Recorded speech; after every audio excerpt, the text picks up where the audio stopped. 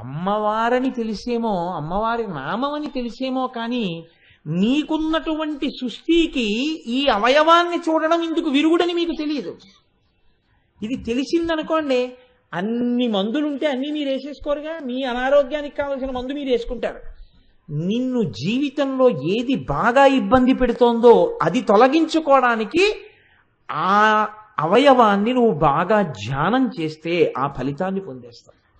ఇందుకొచ్చింది అమ్మవారి యొక్క రూపం. ఇందుకొచ్చాయి ఆ రూపాన్ని బట్టి నామాలు. ఇప్పుడు మీ సృష్టిని బట్టి అది మందు తప్ప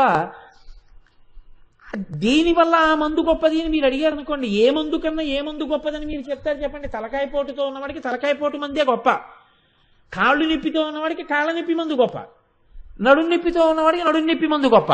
తలకాయ నొప్పితో ఉన్నవాడు నడుం నొప్పితో వాడు వేసుకున్న మందు చూసి పనికి వాళ్ళ మంది ఉంటే ఎంత లేకపోతే ఎంత అన్నాడు అనుకోండి, తలకాయ నొప్పి మందు ఉంటే ఎంత లేకపోతే ఎంత అంటాడు. వాడి మందుని వీడు, వీడి మందుని వాడు తిట్టుకుంటే ప్రయోజనమా? ఎవడికి కావలసిన మందు వాడిని ఉద్ధరిస్తుంది. అమ్మవారి శరీరం కూడా అంతే. మీకు ఏ ఇబ్బంది ఉందో ఆ ఇబ్బందిని తొలగించడానికి ఆ ప్రత్యేకమైనటువంటి అవయవ దర్శనం మిమ్మల్ని కాపాడుతుంది. ఇందులో ఒక్కొక్కరికి ఒక్కొక్క సమస్య వ్యక్తిగత స్థాయిలో ఉండొచ్చు, కొంతమందికి ఉండొచ్చు. అందరికీ ఉండే సమస్యలు కొన్ని ఉంటాయి. భయము. ఈ భయము అన్నది సాధారణంగా ఏ ఒక్కరికో ఉండేది కాదు, సమస్త మానవాళికి ఉంటుంది. ఇన్ని చెప్పారు కదా కోటేశ్వరారు, మీరు మీకెప్పుడూ భయం లేకుండా ఉంటుందా అని అడిగారు అనుకోండి, ఇలా ఎవరన్నా అడుగుతారేమో అన్న భయం నాకుంది.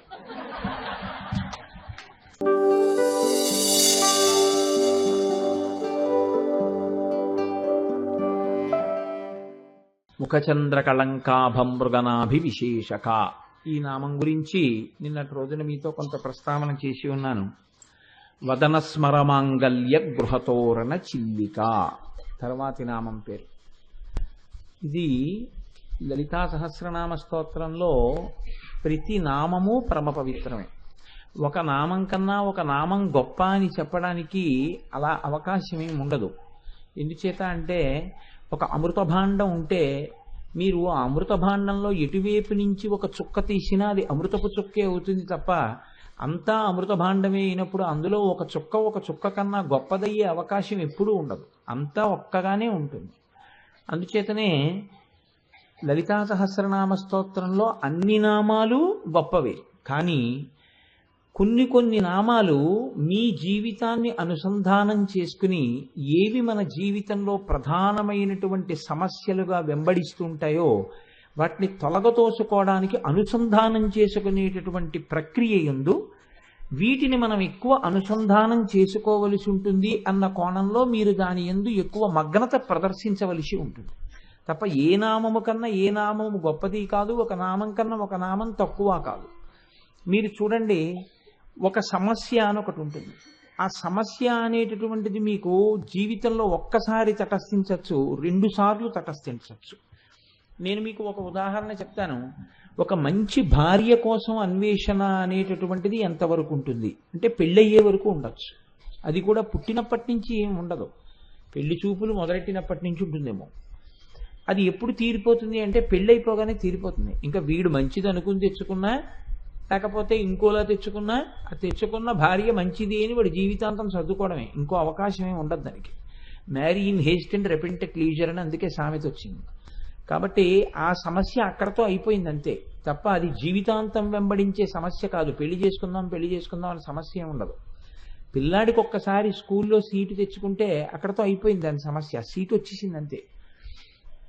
ఒక సమస్య జీవితంలో ఒకసారి ఉండొచ్చు, లేకపోతే 2 సార్లు ఉండొచ్చు, 100 సార్లు ఉండొచ్చు, 1000 సార్లు ఉండొచ్చు. కానీ జీవితాంతం ఉండేటటువంటిది మాత్రం పుట్టినదాదిగా శరీరం విడిచిపెట్టేసేంత వరకు మనిషిని నీడ ఎలా వెంటాడుతుందో అలా వెంటాడి దాని చేతనే సమస్త అజ్ఞానమునకు ఆలవాలమై మనిషిని ఒక్క అడుగు ముందుకెయ్యనివ్వకుండా 4 మెట్లు పైకెక్కితే 20 మెట్లు కిందకి జార్చేసేది ఒకటి ఉంటుంది. మీరు ఎప్పుడైనా కొంచెం జాగ్రత్తగా ఆ విషయాన్ని పరిశీలనం చేసే ప్రయత్నం చేయండి. దీన్నే భయము అని పిలిచింది శాస్త్రం. భయం అనేటటువంటిది మనిషిని వెంటాడుతూనే ఉంటుంది జీవితంలో. ఇది పుట్టినదాదిగా అమ్మ కడుపులో ఉన్నప్పుడు భయం గురించి పక్కన పెట్టండి, జగత్తులోకి ప్రవేశించింది మొదలు వాడికి భయమే. ఈ భయం ఎప్పుడు తీరిపోతుంది అంటే ఆ కట్టె కాలిపోయినప్పుడు తీరిపోతుంది. అప్పటి వరకు ఎంత భయం అంటే ఎప్పుడూ భయానికి మొదటి కారణం ఏదై ఉంటుందంటే నేనేమైనా అయిపోతానేమో. పోనీ నేనేమైనా అయిపోతానేమో అని బెంగ పెట్టుకున్న వాళ్ళందరూ ఉండిపోయారా? ఉండిపోయిన వాళ్ళు లేరు. నాకేమీ అవదు అనుకున్నవాడు ఉండిపోయాడా? ఉండిపోయిన వాడు లేడు. నువ్వు వెళ్ళిపోవడం అన్నది ఒకసారి నిజమైపోయిన తర్వాత ఇంక నీకు ఆ శరీరంతో సంబంధం లేదు. నీకు ఆ శరీరంతో సంబంధం ఉన్న ఏ వస్తువుతోటి సంబంధం లేదు. నువ్వు ఎంత భయపడినా శరీరం ఉండదు. నువ్వు ఎంత భయం లేకుండా ఉన్నా శరీరం ఉండదు. కానీ చూడండి, ఎంత వినండి, ఎన్ని చదవండి, మనిషిని వెంబడించి వెంటపడేది ఏది అంటే ఆ భయం అన్నమాటే. ఈ భయం ప్రధానంగా ఎందుకు వస్తుంది అని అడిగారు. 2 కారణాలు ఉన్నాయి. ఈ 2 కారణాల చేత మనిషిని భయం వెంటాడుతుంది అన్నారు. మొదటి కారణం ఎందుకు వస్తుంది అంటే ఉన్నది ఉండకుండా జారిపోతుందేమో. ఇది భయానికి మొదటి కారణం. ఇది ఎక్కడి నుంచి మొదలంటే దీనితో మొదలు. నేననగా ఎవరు? ఇది. కాబట్టి అజ్ఞానానికి మొదలు ఎక్కడంటే, పాదు ఎక్కడంటే ఇది నేను అంటూ. ఇది తొలగదోసుకోవడానికే జ్ఞానానికి ప్రవేశం. దానికోసం వెంపర్లాట. కానీ చిత్రం ఏమిటంటే మీరు మెట్టెక్కుదామంటే 100 మెట్లు లాగేస్తారు. ఇది నేను అనొక భావన. కాబట్టి ఎప్పుడూ దీని గురించే బెంగ. దీనికి ఏమైనా అయిపోతుందేమో, దీనికి వేడి చేసేస్తుందేమో, దీనికి పడిశం పట్టేస్తుందేమో, దీనికి వాతం కమ్మేస్తుందేమో. నువ్వు ఏ మంచి పని చేయకుండా ఇది ఏం చేస్తావు?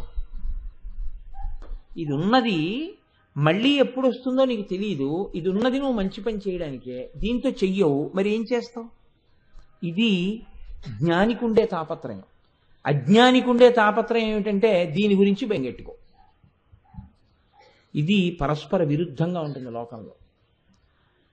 దీని గురించి బెంగ అనేటటువంటిది చిట్ట చివరి క్షణం వరకు వెంటాడుతూనే ఉంటుంది. అమ్మో ఇదేమైపోతుందో. ఇది ఏదో అయిపోయే క్షణంలో ఏమి సంకోచం లేకుండా అయ్యేపోతుంది. ఎంతో బెంగెట్టుకుంటే ఆగుతుంది ఏమిటండి? ఎంతో బెంగ పెట్టుకుంటే తొందరగా అయిపోతుంది. అంతే తేడా. బెంగ పెట్టుకోకుండా ఉంటే కొంచెం ఎక్కువ ఉంటుందేమో, ఎక్కువ బెంగెట్టుకుంటే చాలా తక్కువసేపు ఉంటుంది. ఇక్కడతో మొదలుపెట్టి ఉన్నది ఉండదేమో, ఇది కారణం. రెండోది నా భార్య, నా బిడ్డలు, నా వస్తువులు, నేను వేసుకునేటటువంటి నగలు, నాకున్న ఇల్లు, నాకున్న కీర్తి, నాకున్నవి ఉండకుండా పోతాయేమో. ఇది నీడలా ఎంతవరకు వెంటాడుతుంటుందో తెలుసా అండి మనిషిని. దీని యందు అభూత కల్పన చేయడానికి కూడా వెనకాడ్డం. నేను ఇది వదిలిపెట్టకుండా ఉండలేకపోతున్నాను అనేటటువంటి మోహబుద్ధిని దాచుకోవడానికి ఎన్నో అసత్య ప్రకటనలు చేస్తుంటాడు. నాకేం లేదండి, నాకేం తాపత్రయం లేదండి అంటాడు. ఉట్టిది అలా అన్నాడంటే తాపత్రయం అన్న మాట బాగా జీర్ణమైందని గుర్తు. అదేదో తెలియకపోతే ఆ మాట ఎలా వచ్చింది అసలు? కాబట్టి ఉన్నది పోతుంది, మొదటి భయం. మనకి రావలసింది రాదు, రెండో భయం. మీరు చూడండి, లోకంలో దేనికి భయపడిపోతారు అంటే జనం అన్నిటికన్నా భయం ఏంటంటే, ఏదైనా విన్నారనుకోండి, ఇది మీరు విన్నారు కాబట్టి మీకు 1000 రూపాయలు వస్తాయి అన్నారనుకోండి, చాలా సంతోషపడిపోతారు. అంటే ఏదో రావాలి, ఏదో రావాలన్న తాపత్రయం ఉంటుంది. ఈ రావడాన్ని శాస్త్రము యోగము అంటుంది. యోగము అంటే కొత్తది వచ్చుట. కోటేశ్వరరావు గారికి వాహన యోగం వచ్చిందండి అన్నారు అనుకోండి, అంటే నేను ఒక కారు కొనుక్కున్నాను అని గుర్తు. కోటేశ్వరరావు గారికి ఏదో గృహయోగం వచ్చిందండి అన్నారు అనుకోండి, నేను సొంత ఇల్లు కట్టుకున్నాను అని గుర్తు. ఇలా యోగము అంటే ఇత పూర్వము లేనిది ఇప్పుడు వచ్చింది, ఇలా ఇప్పుడు వస్తే యోగం పట్టిందంటారు. ఉన్నది క్షేమంగా ఉందంటారు. ఇత పూర్వం ఏముంది అంటే, ఏదో నా దగ్గర 2 పుస్తకాలు ఉన్నాయి, ఆ 2 పుస్తకాలు అలాగే ఉన్నాయి, తెల్లారేటప్పటికి దొంగలు ఎత్తుకుపోలేదు, క్షేమం. ఉన్నది ఉంటే క్షేమం, కొత్తది వస్తే యోగం. మనిషి భయం దేనికంటే ఉన్నది పోతుందని, క్షేమంగా ఉండదేమోనని, రావలసింది రాదేమోనని, ఈ రెండింటికి భయపడుతూ ఉంటాడు. ఇప్పుడు మీరు ఈ విషయంలో మీ ఎవరికైనా నాతో అభిప్రాయ భేదం ఉందా? భయానికి ఈ రెండు కారణాలు కావు అని ఆయన ఉందా? ఉండదు. ఈ రెండే కారణం. ఈ రెండు కారణమైతే ఈ రెండిటి యందు మీ ప్రమేయము ఎందుకు లేకుండా ఈశ్వర ప్రమేయాన్ని ఈశ్వరుడు తీసుకొచ్చి అక్కడ పెట్టాడు. చూడండి, దీన్ని నేను ఉంచుకోగలను అని ధైర్యంగా చెప్పగలిగిన మొనగాడుంటే 1,000,000 మంది వైద్యులు కూడి వచ్చిన కాని మరణమయ్యడి వ్యాధి మాంపలేరు. ముందు 5 అంబులెన్సులు, వెనక 5 అంబులెన్సులు, ఆయన గ్రూపు బ్లడ్తో ఉన్నటువంటి సీసాలు, శరీరంలో ఉన్న ప్రతి అవయవం మీద భారతదేశంలో ఎంత పెద్ద స్పెషలిస్టులు ఉన్నారో అంతమంది స్పెషలిస్టులతో కూడినటువంటి టీమ్ ఆఫ్ డాక్టర్స్, ఆయనకి 1 కిలోమీటర్ ముందు 1 కిలోమీటర్ వెనకాతల ప్రత్యేకమైనటువంటి రక్షణ, ఆయన ఉన్న చోట విమానాలు ఎగరకుండా గగనతలాన్నంతటికి రక్షణ. ఇన్ని చేస్తే ఆయన ఉన్నాడా? ఆయన పేరు పక్కకి కీషేరు 2 అక్షరాలు వస్తాయి, కీర్తిశేషుడు అని. అంటే మరి మీ ప్రయత్నం అంతా ఏమైంది? ఖచ్చితంగా వమ్మైంది. ఎప్పుడు? ఈశ్వరుడి ఆజ్ఞ ముందది నిలబడలేదు. ఈశ్వరుడి ఆజ్ఞ ఎంతవరకు కాలేదో అంతవరకు నాది నాది అంటుంటాడు, నా గొప్ప నా గొప్ప అంటుంటాడు. ఉట్టిది ఈశ్వరానుగ్రహం ఉంది కాబట్టి ఉంటూ ఉంటాడు. ఎప్పుడు ఈశ్వరానుగ్రహం, ఇది ఉండకపోతే ఈశ్వరానుగ్రహం పోయినట్టేం కాదు, అనుగ్రహంతో విడిపోయిన వాళ్ళు ఉంటారు. కాబట్టి ఈశ్వరానుగ్రహం లభించకపోతే ఇది నేను అనుకుని పడిపోతాడు. అప్పుడు అజ్ఞానం వల్ల మళ్ళీ కింద కడతాడు.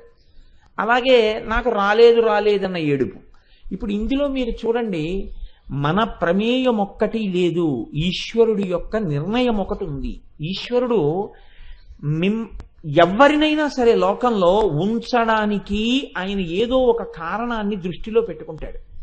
ఇన్ని శ్వాసలు వీడికి ఇవ్వచ్చు, ఇన్ని శ్వాసలు వీడికి ఇవ్వక్కర్లేదు. లేకపోతే మీరు ఒకటి ఆలోచించండి, కొంతమంది పుట్టగానే వెళ్ళిపోతున్నారు, కొంతమంది 10 ఏళ్లకు వెళ్ళిపోతున్నారు, కొంతమంది 20 ఏళ్లకు వెళ్ళిపోతున్నారు, కొంతమంది 100, కొంతమంది 80, కొంతమంది 60. ఆ వయస్సు అసలు లెక్క పెట్టలేము. ఆయా వయస్సుల్లో వెళ్ళిపోతున్నారు.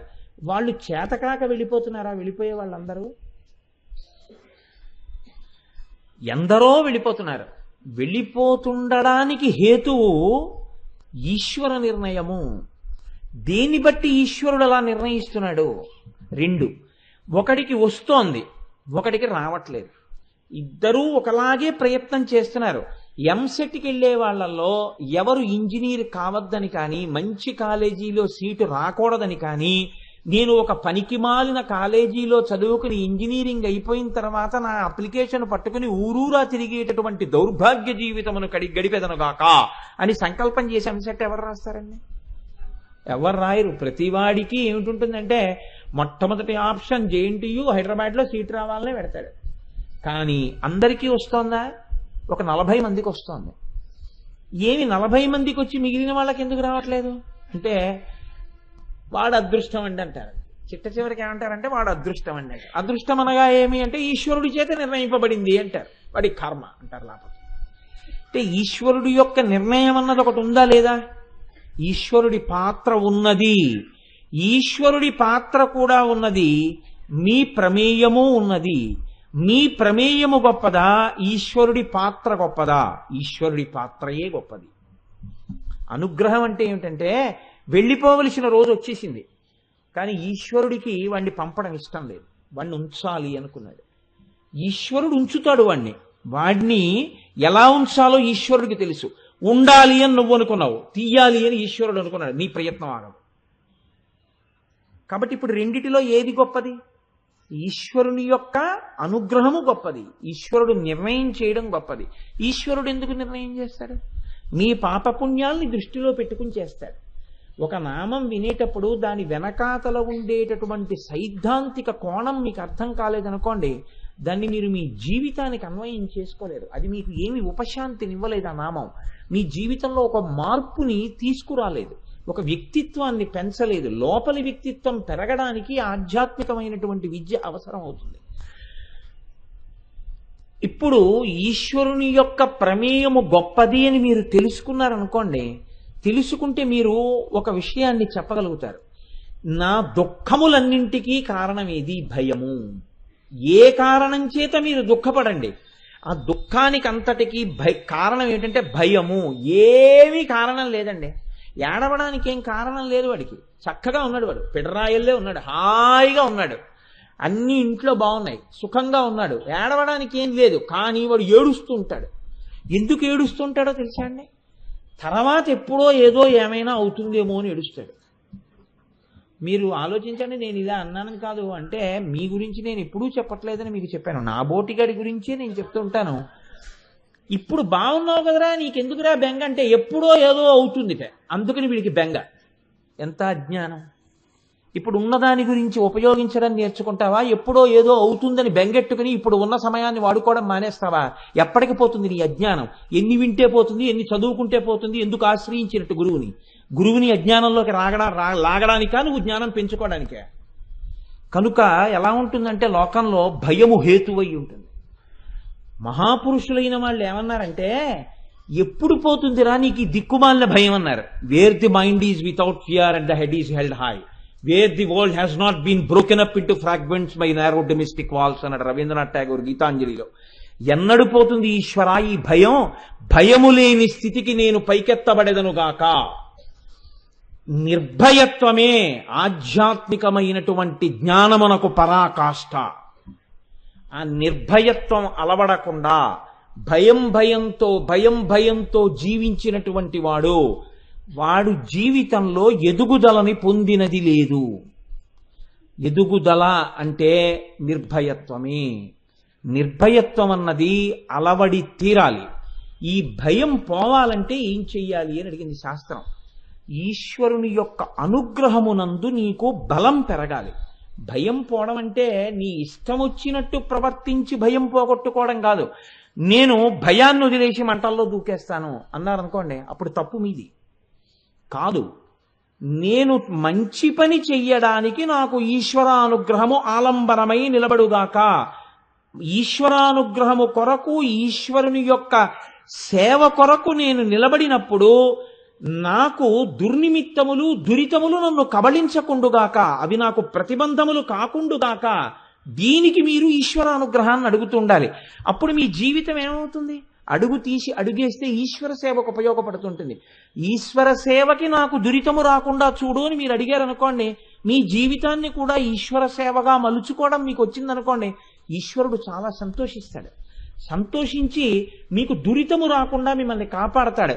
ఒక ఈశ్వరుని యొక్క స్వరూపాన్ని అర్థం చేసుకోవడంలో, అనుగ్రహాన్ని అపేక్షించడంలో మీ జీవితపు కోణం ఆ దిశలో మారవలసి ఉంటుంది. అంతేగాని భయం పోగొట్టుకోవడం అంటే నేను ఇప్పుడు భయాన్ని వదిలిపెట్టేశానంటే నా గోడ నుంచి నేను కిందకి దూకేస్తాను అంటే భయం పోగొట్టుకోవడం కాదు, టెంపరితనం అవుతుంది అది. దాన్ని భయం పోగొట్టుకోవడం అందరూ. భయం పోగొట్టుకోవడం అంటే ఏమిటి అంటే, ఏది చెయ్యడానికి ఏమవుతుందో అనే బెంగ పోవాలి అంటే నా జీవితం అంతా ఈశ్వరమయంగా నడవడానికి కావలసిన సమస్తమైనటువంటి ఆలంబనములు నీవే అయి నిలబడెదవుగాక. ఇదే ప్రార్థన మీరు ఎప్పుడు చేసినా దేని కొరకు చేస్తారంటే దాని కొరకే. ఇప్పుడు అలా మీరు నడిచే శక్తి ఈశ్వరుడు ఇచ్చినప్పుడు మీరు దేనికి భయపడాలి చెప్పండి? ఈశ్వరుడు మీరు నిజాయితీగా లోపల నిలబడగలిగితే ఈశ్వరానుగ్రహం మీకు తోడై మీకు ఏది భయమునకు కారణమో దాన్ని ఈశ్వరుడు తొలగిస్తాడు. మీకు చెప్తాడు, నాన్న నువ్వు భయపడవలసిన కారణం ఒకటి ఉన్నది, ఈ కారణము విషయంలో నువ్వు జాగ్రత్త పడు. ఈశ్వరుడే చెప్తాడు ఆ రోజు వచ్చినప్పుడు. నిన్ను ఇంకా ఈశ్వర సేవలో ఉంచుకోవాలనుకుంటే అప్పుడు ఈ భయం పోవాలి. ఈ భయం పోవడం శాంతానికి హేతు అవుతుంది. ప్రశాంతంగా ఉండగలుగుతారు. ఈ ప్రశాంతత అన్నది మీరు లోపల అనుభవించలేకపోతున్నారనుకోండి, శాంతము లేక సౌఖ్యము లేదు సారసాదల లయన. ఇక్కడ శాంతం లేనప్పుడు ఎన్ని ఉన్నా దానివల్ల సౌఖ్యం ఏమి ఉండదండి. ఎన్నో ఉన్నాయి వాడికి. కానీ వాడు ఎప్పుడు భయంతోనే బతుకుతూ ఉంటాడు. ఏదో ఒక భయం. ఇప్పుడు ఏదో ఒక భయంతో బతికేవాడు తానేమి సౌఖ్యం అనుభవిస్తాడు? ఇతరులకు ఏ సౌఖ్యం ఇస్తాడు చెప్పండి? ఇవ్వలేడు. కాబట్టి ఈ భయమును తొలగించడానికి మార్గం ఏమైనా ఉందా? ఇంత సాధన మేము చెయ్యలేం కదా, ఇంత అంతఃపరిశీలనం చేయలేం కదా, మేము నమస్కారం చేస్తే మాకు ఇటువంటి ప్రచోదనాన్ని ఇవ్వగలిగినది ఏదైనా ఉందా లోకంలో? ఇందుకొచ్చింది అమ్మవారికి ఒక రూపం అంది శాస్త్రం. లేకపోతే అమ్మవారికి రూపం అన్నది ఉండదు అసలు. రూపం లేని అమ్మవారు రూపం ఎందుకు దాల్చింది అని అడిగారు. ఎందుకు దాల్చింది అంటే అవి మీ శరీరములో ఉన్నటువంటి అవయవముల వంటివి కావు. వాటికి స్థూల సూక్ష్మ కారణములని 3 స్థాయిల్లో ఉంటుంది ఆ రూపం. స్థూలమైన రూపం నామం చెప్పి మనసులో దర్శనం చేస్తే శక్తినిస్తుంది. సూక్ష్మమైన రూపం మంత్రశక్తి చేత తెలుస్తుంది. కారణ రూపం కేవలముగా ధ్యానమునందు మాత్రమే ఏకీకృతమై లభిస్తుంది. కాబట్టి ఇప్పుడు స్థూలమైన రూపం అమ్మవారిది బయటికి వస్తోంది అంటే అమ్మవారి ముఖం, అమ్మవారి కాళ్ళు, అమ్మవారి చేతులు కూడా మన ముఖం, మన కాళ్ళు, మన చేతుల్లాగే దర్శనం చెయ్యడం చేత ఏదో ఒక ఉద్విగ్నతను లోపల నుంచి ఒక రకమైనటువంటి భావ ప్రచోదనము చెయ్యడం వరకే ఉపయోగపడతాయా, లేకపోతే వాటి వల్ల ప్రయోజనం కూడా ఏమైనా ఉంటుందా అంటే మీకు నేను దీన్ని ఇంకా బాగా తేలిగ్గా చెప్పాలి అని అనుకున్నాను అనుకోండి. మీరు ఒక ఆయన్ని చూశారనుకోండి, చాలా నొక్కుల జుట్టు, చక్కగాను తెల్లటి మనిషి, ఎంతో అందంగా ఉన్నాడు. ఎంత అందమైనటువంటి ఆ శిరోజములండి, చాలా చక్కగా ఉన్నాయి ఆయన శిరోజములు అంటారు. ఇప్పుడు ఆయన యొక్క నొక్కుల జుట్టు చూసి మీరు కాసేపు లోపల ఉండేటటువంటి సంతోషం ఉద్విగ్నమై ఎంత మంచి జుట్టు అండి అనడానికి పనికొస్తుందేమో. అంతకన్నా ఆయన జుట్టును చూస్తే మీకేమొచ్చింది? ఏమీ రాదు. సరికదా, ఒక్కొక్కసారి పతనం కూడా వస్తుంది. కానీ అమ్మవారి యొక్క అవయవములను మీరు చూశారనుకోండి, అలా ఉండదు. అమ్మవారి అవయవములను మీరు చూస్తే ఒక్కొక్క అవయవము చేత ఒక్కొక్క రకమైన ఫలితము మీకు కలుగుతుంది. చూడ్డం తెలిస్తే. చూడ్డం తెలియలేదనుకోండి, మీరు యథాలాపంగా ఇలా చూసి అలా వెళ్ళిపోతే మీ మనస్సు అక్కడ నిలబడలేదు. అవి అందుకొచ్చాయి, వాటిని ఇలా చూసి నేను ఆ కారణాన్ని పొందాలి అని మీకు తెలియదు. ఇది ఎలా ఉంటుంది అంటే, పుస్తకాల షాపులో పుస్తకాల్ని అమ్మేటటువంటి వ్యక్తి ఉంటాడు. అతని దగ్గరికి మీరు వెళ్ళి, ఏమండి ఫలానా వారు లలితా సహస్రం మీద రాసినటువంటి వ్యాఖ్యానాలు మీ దగ్గర ఉన్నాయా అని అడిగారు అనుకోండి. ఉన్నాయండి అంటాడు. ఏదండి అన్నారు అనుకోండి, ఆ పుస్తకం తీసుకురండి అన్నారు. అంటే చదవాలని కుతూహలం ఉన్న మీకు లలితా సహస్రం ఒక్క పుస్తకంలో ఉందనుకున్నారు భాష్యం. అతను ఏం చేస్తాడంటే నిచ్చెన వేసుకుని 5వ అంతస్తుకి ఎక్కి ర్యాక్లో గబగబా చేయి పెట్టి 3 పుస్తకాలు తీసి అక్కడ పెట్టి, లలితా సహస్ర భాష్యం మీరు అడిగింది 3 పుస్తకాలుగా ఉందండి, 3 వాల్యూమ్స్ కలిపి 395 రూపాయలు అంటాడు. ఇప్పుడు లలితా సహస్ర భాష్యం పేరు చెప్పేటప్పటికి 5వ ర్యాక్లోకి నిచ్చెనేసుకుని ఎక్కి 3 పుస్తకాలుగా ఉందని చెప్పి తీసి 395 రూపాయలని చెప్పిన వ్యక్తికి అందులో ఒక్క అక్షరం తెలియదు. పుస్తకం ఎక్కడుందో తెలిసేమో కానీ అతనికి పుస్తకంలో ఏముందో తెలియదు. అమ్మవారని తెలిసేమో, అమ్మవారి నామమని తెలిసేమో కానీ మీకున్నటువంటి సృష్టికి ఈ అవయవాన్ని చూడడం ఇందుకు విరుగుడని మీకు తెలియదు. ఇది తెలిసిందనుకోండి, అన్ని మందులుంటే అన్నీ మీరు వేసేసుకోరుగా. మీ అనారోగ్యానికి కావలసిన మందు మీరు వేసుకుంటారు. నిన్ను జీవితంలో ఏది బాగా ఇబ్బంది పెడుతోందో అది తొలగించుకోవడానికి ఆ అవయవాన్ని నువ్వు బాగా ధ్యానం చేస్తే ఆ ఫలితాన్ని పొందేస్తావు. ఇందుకొచ్చింది అమ్మవారి యొక్క రూపం. ఇందుకొచ్చాయి ఆ రూపాన్ని బట్టి నామాలు. ఇప్పుడు మీ సృష్టిని బట్టి అది మందు తప్ప దేనివల్ల ఆ మందు గొప్పది అని మీరు అడిగారు అనుకోండి, ఏ మందు కన్నా ఏ మందు గొప్పదని మీరు చెప్తారు చెప్పండి? తలకాయ పోటుతో ఉన్నవాడికి తలకాయ పోటు మందే గొప్ప, కాళ్ళు నొప్పితో ఉన్నవాడికి కాళ్ళ నొప్పి మందు గొప్ప, నడుం నొప్పితో ఉన్నవాడికి నడుం నొప్పి మందు గొప్ప. తలకాయ నొప్పితో ఉన్నవాడు నడుం నొప్పితో వాడు వేసుకున్న మందు చూసి పనికి వాళ్ళ మంది ఉంటే ఎంత లేకపోతే ఎంత అన్నాడు అనుకోండి, తలకాయ నొప్పి మందు ఉంటే ఎంత లేకపోతే ఎంత అంటాడు. వాడి మందుని వీడు, వీడి మందుని వాడు తిట్టుకుంటే ప్రయోజనమా? ఎవడికి కావలసిన మందు వాడిని ఉద్ధరిస్తుంది. అమ్మవారి శరీరం కూడా అంతే. మీకు ఏ ఇబ్బంది ఉందో ఆ ఇబ్బందిని తొలగించడానికి ఆ ప్రత్యేకమైనటువంటి అవయవ దర్శనం మిమ్మల్ని కాపాడుతుంది. ఇందులో ఒక్కొక్కరికి ఒక్కొక్క సమస్య వ్యక్తిగత స్థాయిలో ఉండొచ్చు, కొంతమందికి ఉండొచ్చు. అందరికీ ఉండే సమస్యలు కొన్ని ఉంటాయి. భయము. ఈ భయము అన్నది సాధారణంగా ఏ ఒక్కరికో ఉండేది కాదు, సమస్త మానవాళికి ఉంటుంది. ఇన్ని చెప్పారు కదా కోటేశ్వరారు, మీరు మీకెప్పుడూ భయం లేకుండా ఉంటుందా అని అడిగారు అనుకోండి, ఇలా ఎవరన్నా అడుగుతారేమో అన్న భయం నాకుంది. చూశారా? కాబట్టి భయం పోయిందని మీరు అనుకుంటున్నారా? ఖచ్చితంగా నాకు భయం ఉంది. భయం ఉంది కాబట్టే ఇంత కష్టపడి చెప్పుకుని ఒకటికి ఒక మాట సమన్వయం చేసుకుంటాను. ఎందుకు సమన్వయం చేసుకుంటాను అంటే నేను మెట్లెక్కడానికే తప్ప మీకు నేను బోధ చేస్తున్నాను అనుకోకండి. నన్ను నేను ఉద్ధరించుకోవడానికి చేసుకునే ప్రయత్నం ఇదంతా. కనుక ఇప్పుడు వచ్చిన నామం ఆ భయాన్ని పోగొడుతుంది. ఇది గురువులైన వారు పసిగడతారు. వీడికి వచ్చిన జబ్బుకి ఈ మందు పనికొస్తుందని డాక్టర్ గారు రాస్తారు. ఈ మందు ఇదిగో ఇక్కడ ఉందని మందుల కొట్లో ఆయన కనిపెడతాడు. వేసుకుని వీడు తరిస్తాడు. అలా ఇది ఇచ్చినది అమ్మవారు, ఇక్కడ ఉన్నది అని చెప్పిన వారు భాస్కర్ రాయలు.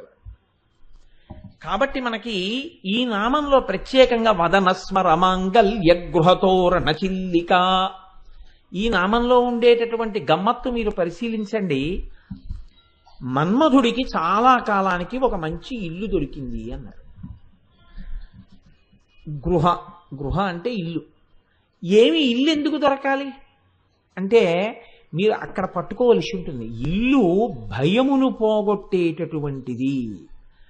అమ్మయ్యా ఇంటికి వచ్చేసానంటాడు. ఎక్కడో కొంచెం ఒంట్లో బాగోలేదనుకోండి, నేను ఇంటికి వెళ్ళిపోతానండి తొందరగానంటాడు. అమ్మయ్య ఇంటికి వచ్చేసాను, ఇంక ఇబ్బంది లేదంటాడు. రాత్రి తలుపులు వేసేసి పడుకున్నాడు అనుకోండి, అమ్మయ్య నా ఇంట్లో నేను ఉన్నానంటాడు. ఇల్లు భయమును పోగొట్టేటటువంటి రూపమై ఉంటుంది. ఇప్పుడు భయానికంతటికీ కారణం ఎవరు? ఎప్పుడూ భయపడేవాడెవరు? మన్మధుడు. స్మరుడు అన్నారు. స్మర అన్న శబ్దమే ఎందుకయ్యాలి? ఆయనకి ఎన్నో పేర్లు ఉన్నాయి. మనసిజ అనొక పేరుంది, అనంగుడు ఒక పేరుంది, అలాగే పుష్పబాణుడు ఒక పేరుంది. ఎక్కడ ఏ పేరు వెయ్యాలో ఆ పేరే వేస్తారు తప్ప అన్ని మన్మధుడి పేర్లే కదా అని వేరు. ఆయన పేరు స్మరుడు అన్నారు. ఇక్కడ స్మరుడు అంటే ఏమిటో తెలుసా అండి? ఎవరిని స్మరించగానే కామినులను కాముకుల వద్దకు, కాముకులను కామినుల వద్దకు పంపగలడో వాడి పేరు స్మరుడు. ఇది మీరు చాలా జాగ్రత్తగా పట్టుకోవాల్సి ఉంటుంది. ఇప్పటి వరకు నేను బాగున్నాను, చాలా భ్రమభక్తితో ఉన్నాను. నా మనస్సు ఏ వస్తువుని స్మరించడం వల్ల అదుపు తప్పుతానో అటువంటిది స్మరించడం వల్ల నా మనస్సు అదుపు తప్పి నేను అటువంటి సుఖము కొరకు ఆ వస్తువును ఆశ్రయిస్తానో అలా నన్ను తిప్పగలిగినటువంటి శక్తికి స్మరుడు అని పేరు. ఇది నా మీదే పెట్టుకోవడానికి కారణం, నాకు ఎవరి మీద పెట్టడమూ ఇష్టం లేదు. దీన్ని వాక్యపరంగా చెప్తే కామినులను కాముకుల వద్దకు, కాముకులను కామినుల వద్దకు చేర్చువాడు. అది భార్య దగ్గరికి భర్త కావచ్చు, భర్త దగ్గరికి భార్య కావచ్చు, హీన స్థాయిలో ఇంకేదైనా కావచ్చు. లేదా విశాలమైన అర్థంలో అది ఏ కోరిక అయినా కావచ్చు. కామము అంటే ఎప్పుడూ స్త్రీ పురుష సంబంధమైనటువంటి కామమే అయ్యి ఉండక్కర్లేదు. నాకు ఒక మంచి పంచ కొనుక్కోవాలనుంది, కామమే కోరిక. నాకు ఏదో మంచి పండు తినాలనుంది, కామమే కోరిక. ఎక్కడ కామం ఉందో అక్కడే భయం ఉంది. ఎందుకని? అది నాకు దొరుకుతుందో దొరకదో. సినిమాకి వెళ్ళాడనుకోండి, టిక్కెట్ దొరుకుతుందో దొరకదో. లైన్లో నించున్నాడు అనుకోండి, నేను కోరుకున్న క్లాస్ అయిపోతుందేమో. ఒకవేళ ఇంకొక ఇద్దరు ముగ్గురు ఉన్నారనుకోండి, భయం ఇంకా పెరిగిపోతుంది. ఇప్పుడే అయిపోయాయని ఎవరు అనడు కదా. ఒకవేళ దొరికినా నా భార్యకి ఏ రోలోనూ నాకు ఈ రోలోనూ ఇవ్వడు కదా. ఇంత ఉత్కంఠతో మీరు తీసుకుని నంబరింగ్ ఉందా అండి అంటారు. ఎందుకని? భయం. నంబరింగ్ లేకపోతే అందరూ తలో చోట కూర్చుంటే నేను మా ఆవిడ తలో 2 చోట్ల కూర్చోవాలేమో. ఇది ఇద్దరు మొగాళ్ళ మధ్యలో కూర్చుంటే, నేను ఎక్కడో కూర్చుంటే ఇంకా సినిమా చూడడం ఉండదు, భయం. ఆవిడ వంకే చూస్తూ కూర్చోవాలేమో. కాబట్టి నంబరింగ్ ఉందండి అన్నాడు అనుకోండి, అప్పుడు మళ్ళీ ఇంకో భయం. ఫ్యాన్ కింద వచ్చిందా, చిట్ట చివరకు వచ్చేసిందా. చిట్ట చివరికి వస్తే ఏమండి అన్న అనుకోండి, గోడ పక్క దోమలు ఉంటాయండి, పక్కంతా పీకేస్తాయి. అంతెక్కడండి ఆ భయానికి? ఇంత వీడిపోని చాలా బాగుంది అనుకోని లోపలికి వెళ్ళాడు అనుకోండి, ఆ కుర్చీ ఇలా ఉంటుంది. అక్కడి నుంచి నడుం నొప్పి రేపు మళ్ళీ ప్రారంభం అవుతుందేమో భయం. వద్దు వెళ్ళిపోదామంటే ఇన్నాళ్ళకి తీసుకొచ్చారు, నడుం నొప్పి మీకు ఇక్కడికి వచ్చినానా అంటుందేమో అని భయం. దిక్కుమాలిన భయంతోనే జీవితం. ఎప్పుడు భయమే, అది వదిలింది ఎప్పుడు. కాబట్టి ఎక్కడ కోరిక ఉన్నదో దాని నీడ భయం ఉన్నది. కోరిక లేకుండా నువ్వు ఉన్నావా? ఒక్కనాటికి లేదు. కోరిక భయము, కోరిక భయము. కాబట్టి స్మర. మరి ఈ స్మరుడు మనందరినీ కోర్కెల్లో పెడుతున్నాడు, కోర్కెల చేత భయము కల్పిస్తున్నాడు. బాగున్నాయి ఈ రెండు. మరి ఈయనకి ఎందుకండి భయం? ఈయనకి భద్రమైన ఇల్లోటి కావలసి వచ్చింది. భద్రమైన ఇల్లు అంటే ఏమిటి? ఆయనకి భయం లేకుండా చెయ్యగలిగిన ఇల్లు. ఏమి ఇంతకు ముందంతా ఎందుకు లేదు అంటే, ఎవరితో తగువెట్టుకుంటే లోకంలో మన శాంతితో బతకలేడో వాళ్ళతో తగువెట్టుకున్నాడు. ఇది లోకంలో చేసేటటువంటి పెద్ద పొరపాటు. నీ మనశ్శాంతికి ఏది హేతువో దానితో తగువెట్టుకుంటావు. పెట్టుకుంటే ఏమవుతుంది? శాశ్వతంగా అశాంతిలోకి జారిపోతావు. దీనికి కారణం ఏమిటి అంటే పరిధిని అతిక్రమించుట. మన్మధుడు ఏం చేశాడు? తన పరిధిని తాను అతిక్రమించాడు. అయితే ఒక్కటి, పరిధి తెలియక అతిక్రమించలేదు, తెలిసి అతిక్రమించాడు. ఇది మరీ దోషం. ఇంద్రుడు పిలిచి మన్మధుణ్ణి, నువ్వు వెళ్ళి శివుడి మీద బాణం వేయి అన్నాడు. అంటే అన్నాడు, నేను ఆయన మీద బాణం వేయడం ఏమిటంటే నా శక్తి సరిపోతుందా అన్నాడు. అన్నవాడు నేను వెళ్ళను అని ఉంటే బహుశా మన్మధుడి యొక్క అధికారం ఒక్కటే పోయి ఉంటుండేదేమో. కానీ శివుడి మీదకి వెళ్ళి బాణం వేశాడు ఇంద్రుడి దగ్గర మెహర్బానీ కోసం. ఏమయ్యాడు? భుగభుగయను పెనుమంటలు భగభగమని మండనంత బ్రహ్మాండంబుల్ దిగులు దిగులు దిగులు దిగులన తెగిమరుపై చిచ్చు కన్ను దేవుడు విచ్చన్. పోతన గారు వీరభద్ర విజయంలో ఏవి పద్యాలకి ప్రాణప్రతిష్ఠ చేశారో, అక్కర్లేని విషయాన్ని నెత్తికెత్తుకున్నందుకు భుగభుగయను పెనుమంటలు భగభగమని మండనంత బ్రహ్మాండంబుల్ దిగులు దిగులన తెగిమరుపై చిచ్చు కన్ను దేవుడు విచ్చన్. పరమశివుడు మూడో కన్ను తెరిచాడు. ఎందుకు తెరిచాడు? ఆయన ఇంకోళ్ళ మీద బాణం వేస్తే తన స్వధర్మం తను చేసుకున్నాడు. ఆయన దగ్గరికి వెళ్ళి అడిగిన వాళ్ళకి చెప్పుకునే సలహా చెప్పుకుంటే ఇబ్బంది లేదు. ఆయన దగ్గరికి వెళ్ళి అడగని సలహా ఎవరికి ఇవ్వకూడదో వాళ్ళకి ఆ సలహాలు ఇవ్వకూడదు. వాడు ఎక్కడ ఉండి ఇచ్చినా, ఎవరి ద్వారా ఇచ్చినా వాడు తప్పే చేస్తున్నాడు. వాడు తన పరిధిని అతిక్రమించాడు. కాబట్టి ఇప్పుడు ఏం చేశాడు అంటే, ఇంద్రుడి మెహర్బానీ కోసమని పరమశివుడి మీద బాణం వేశాడు. ఇప్పుడు పరమశివుడు మూడో కన్ను తెరిచి కాల్చేశాడు. బూదైపోయాడు. ఎలా అయిపోయాడు? ఆయన ఒక్కడైపోలేదు, మన్మధుడు. అందుకే పౌరాణిక సాహిత్యం మనకి మార్గాన్ని చూపిస్తుంది జీవితంలో. కలహంసములతోడ గండుకో ఇలలతో మేలైన కమ్మ తెమ్మెరలతోడ చిలుకలగములతో అలరుతేరుతో శరము పూంచిన శరాసనముతోడ పుష్పహారములతో పుష్పాస్త్రములతో డదనరారుమకరకేతనముతోడ పువ్వుల జోడుతో పువ్వుల దొనలతో కొమరారు చిగురాకు గొడుగుతోడ మరియు తగిన ఎట్టె మహిత శృంగారంబుతోడ వేగ తూలి శివుని కంట చిచ్చుచే సుడివుడి పంచవింటి జోదు భస్మమయ్యే. తన తోడు తెచ్చుకున్న కోయిలలతో, వేసుకున్న చిగురాకు గొడుగుతో, వెంట తెచ్చుకున్నటువంటి పుష్ప బాణములతో, పెట్టుకున్నటువంటి భ్రమరములతో కూడినటువంటి వింటి నారితో, తెచ్చుకున్న కలహంసములతో, అన్నిటితో కలిపి తనకున్న పరివారమంతటితో కలిపి బూదిరాశిగా కింద పడిపోయాడు. ఇప్పుడు ఇక మళ్లీ పుట్టడం అనేటటువంటి అవకాశం లేదు. ఎందుకని? మహాజ్ఞాని అయినటువంటి పరమశివుడి యొక్క మూడవ కన్ను తెరుచుకోవడం వల్ల బూదిగా పడిపోయాడు. ఇక పుట్టలేడు. ఇప్పుడు ఆయన మళ్ళీ పుట్టకపోతే ఇబ్బంది ఏముందండి? పోతే పోయాడు, ఊరుకోండి. ఎంతమంది పోలేదు? గజాసురుడు పోలేదా? త్రిపురాసురుడు పోలేదా? అతిక్రమించిన మన్మధుడు కూడా వెళ్ళిపోయాడు. ఎందుకు బెంగ?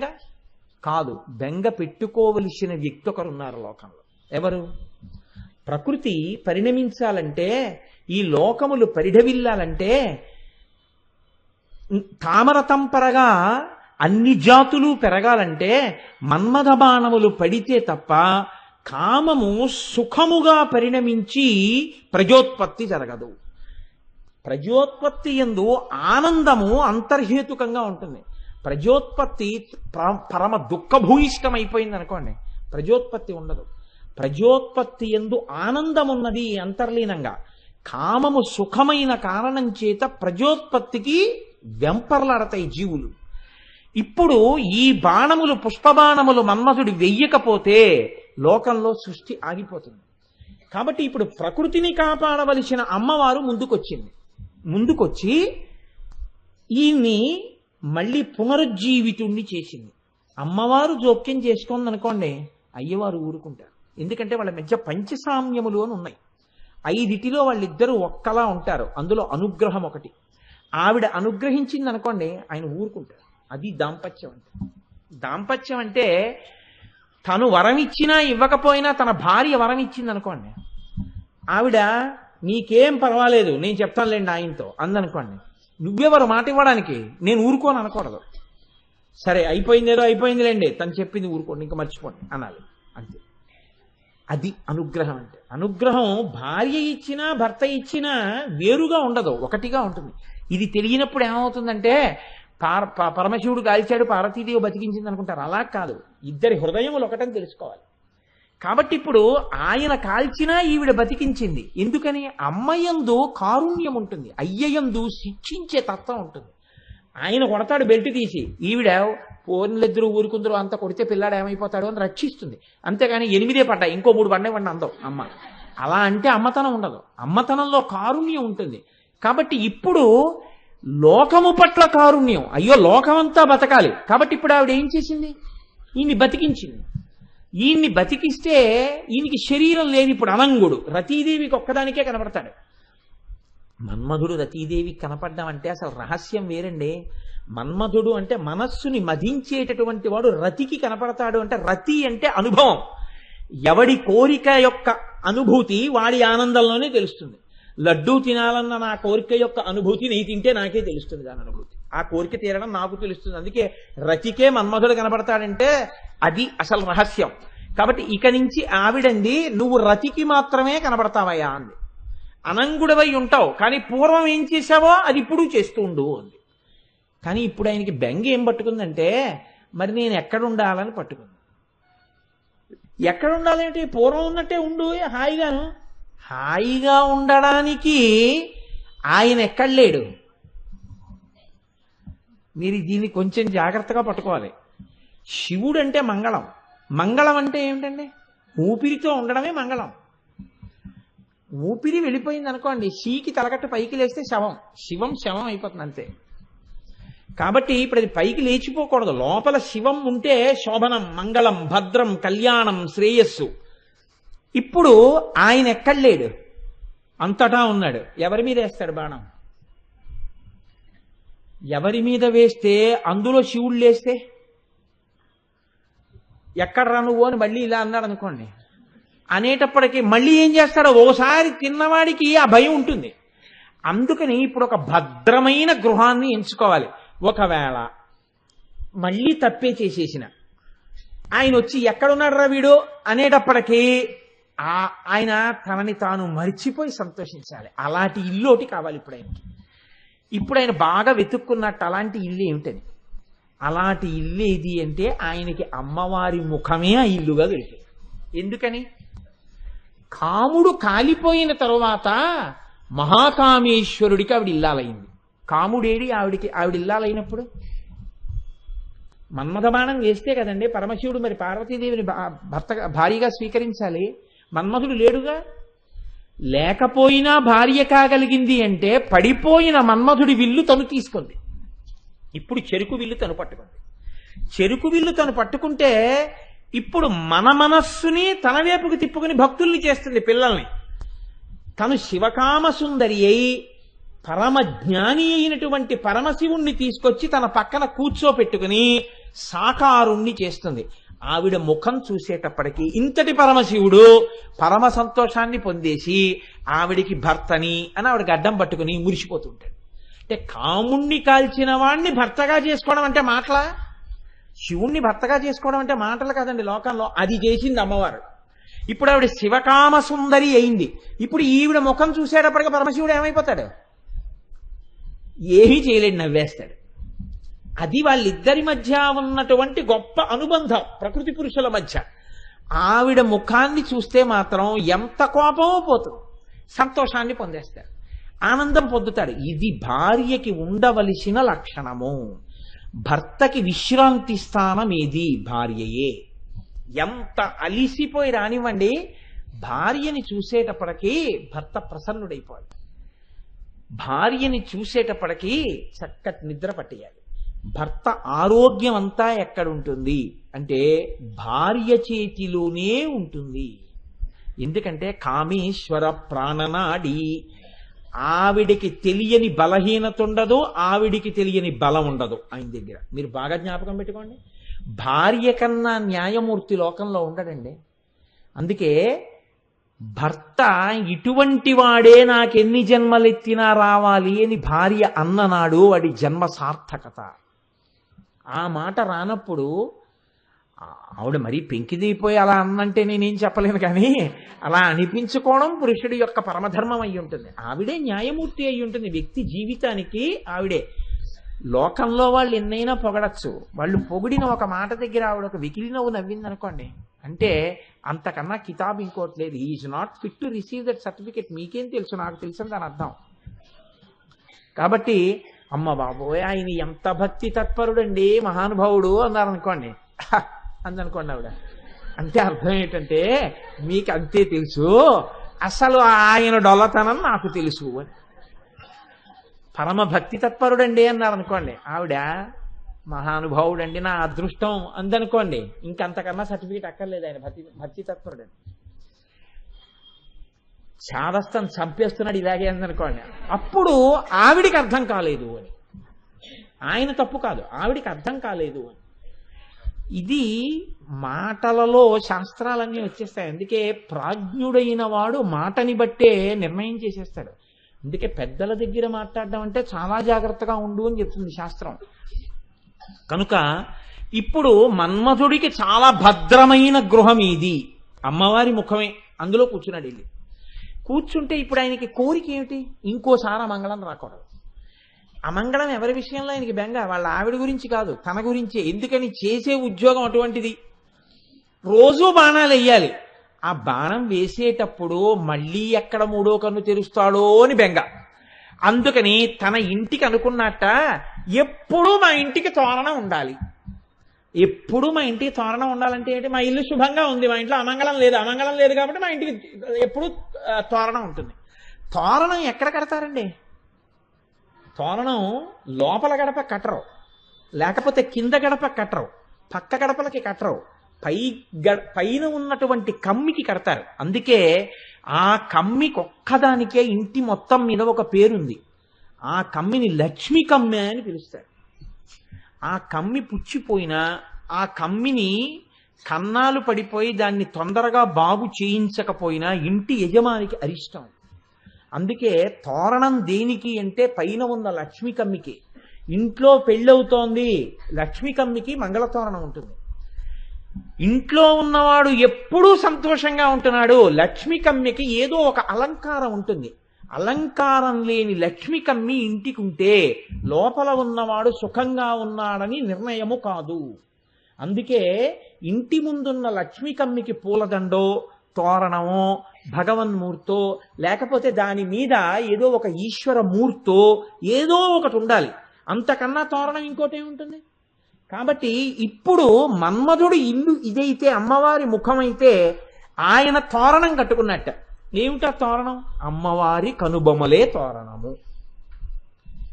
అమ్మవారి కనుబొమలు అమ్మవారి యొక్క ముఖమునందు ఎంత శాశ్వతత్వంతో ఉంటాయో, ఆడదాని కనుబొమలు పరమ మంగళప్రద స్థానములు. పురుషుడివైనా సరే. అందుకే కనుబొమలు తీయడం మహానేరం, గుర్తుపట్టలేరు మీరు మనిషిని అసలు. కాబట్టి ఇప్పుడు అమ్మవారి యొక్క కనుబొమలు మన్మధుడి యొక్క ఇంటికి మంగళతోరణములు. కాబట్టి ఇప్పుడు మళ్ళీ మన్మధుడికి ఇంకా అమంగళం ఉందా? ఇక లేదు. ఎందుకు లేదు? ఆ మంగళతోరణానికి ఉన్న శక్తి. ఇప్పుడు ఈ మంగళతోరణం ఎవరి భయం పోయిందనడానికి గుర్తు? ఎవరి భయం పోయిందండి ఈ మంగళతోరణాలు ఉండడం వల్ల? మన్మధుడి భయం పోయింది. అది మన్మధుడి ఇల్లు, అమ్మవారి యొక్క ముఖం. అందులో ఉన్న కనుబొమలు మంగళతోరణాలు అయితే ఆ మంగళతోరణాల వల్ల మన్మధుడి భయం పోయింది. ఆ మంగళతోరణాల్ని నువ్వు చూస్తే నీకు భయం పోయింది. కాబట్టి ఇప్పుడు భయాన్ని పోగొట్టడానికి హేతు ఏదైంది అమ్మవారి ముఖంలో, అమ్మవారి శరీరంలో? ఆవిడ కనుబొమలయ్యాయి. అందుకే కనుబొమలు మంత్రంలో 5 బీజాక్షరాలుగా మారిపోతాయి. 5 బీజాక్షరాలుగా మారిపోయి ఈ బ్రహ్మాండము సుఖంగా ఉండడానికి ఏ 5 అవసరమో 5 బీజాక్షరాలు ఆ 5ంటిని ఇచ్చేస్తాయి. ఇచ్చేస్తే బ్రహ్మాండం అంతా సుఖంగా ఉంటుంది. ఇంత శక్తి అంతా ఎక్కడికెళ్ళి నిలబడిపోయింది? అమ్మవారి యొక్క కనుబొమల యందు నిలబడిపోయింది. ఇది చెప్పడంలో ఎంత గమ్మత్తుగా చెప్పారో చూడండి. వదన స్మరమాంగల్య గృహతోరణచిల్లిక, స్మరుడి పాలిట మంగళప్రదమైనటువంటి గృహముగా అమ్మవారి ముఖమై ఆమె యొక్క కనుబొమలు ఆ ఇంటి మంగళతోరణములై ఒప్పారుచున్నవి. ఇది వదన స్మరమాంగల్య గృహతోరణచిల్లిక. ఇప్పుడు ఇందులో ప్రధానమైన లక్షణం స్మరుడి విషయంలో ఒకటి నిరూపణం కావాలి. ఏది? అమ్మవారి ముఖం చూస్తే శంకరుడు నవ్వేస్తాడు. ఇది నిరూపణం అయితే కదండి స్మరుడికి భద్రత ఆ ఇంట్లో ఉండడం. ఇది నిరూపణం కానంతసేపు ఆవిడ ముఖం చూసినా సరే, శివుడికి కోపం వచ్చిందా, ఆవిడ ఎదురొచ్చినా ఆయన ఏం లెక్క పెట్టడండి అన్నారనుకోండి, అప్పుడు ఆయన ఉండి ఉపయోగం లేదు, దానికి తోరణాలు కట్టుకునే ఉపయోగం లేదు. అలా ఎక్కడైనా నిరూపించబడి ఉందా? అలా ఎవరైనా చెప్పారా? శంకర భగవత్పాదులు సౌందర్యలహరిలో దీన్ని నిరూపణం చేశారు. మళ్ళీ ఎంత గమ్మత్తుగా చేశారో చూడండి. ఆయన ఒక శ్లోకంలో అరాళైస్త్వాభావ్యాదళికలభసశ్రీభిరలకైః పరీతంతే వక్త్రం పరిహసతి పంకేరుహరుచిం దరస్మేరే యస్మిన్ దశన రుచి కింజల్కరుచిరే సుగంధౌ మాద్యంతి స్మరదహన చక్షుర్మధులిహ. ఆయన అంటున్నారు, అమ్మవారి యొక్క ముఖము పద్మమును పరిహసించింది. ఎందుకు పరిహసించాలి పద్మాన్ని అంటే, పద్మానికి అమ్మవారి ముఖానికి 2 దగ్గర పోలికలు చెప్తారు. అందుకని పద్మముఖి అని పేరు అమ్మవారికి. పద్మము ఒక్కొక్క రేకు రేకుగా విచ్చుకుంటుంది. ఒక పువ్వు ఉందనుకోండి, మొగ్గ ఇలా విచ్చుకుంటుంది. తామర పువ్వు అలా విచ్చుకోదు. ఒక రేకు ముందు, తర్వాత ఒక రేకు, తర్వాత ఒక రేకు, తర్వాత ఒక రేకు, తర్వాత ఒక రేకు, ఇవి మెల్లమెల్లగా మెల్లమెల్లగా అలా విచ్చుకుంటూ దుద్దు కనపడుతుంది. రేకు రేకుగా విచ్చుకుంటుంది. రేకు రేకుగా విచ్చుకునేటటువంటి లక్షణం పద్మానిది. మెల్లమెల్లగా పెదవులు విడివిడేటట్టుగా నవ్వడం అమ్మవారిది. రేకులు విచ్చుకున్న తరువాత ఇలా కొద్దిగా విచ్చుకోగానే కనపడేవి పద్మములోనే ఉన్న కేసరములు. అమ్మవారి పెదవులు కొద్దిగా ఇలా విచ్చుకునేటప్పుడు కనపడేవి దంతములు, అమ్మవారి యొక్క దంతపంక్తి.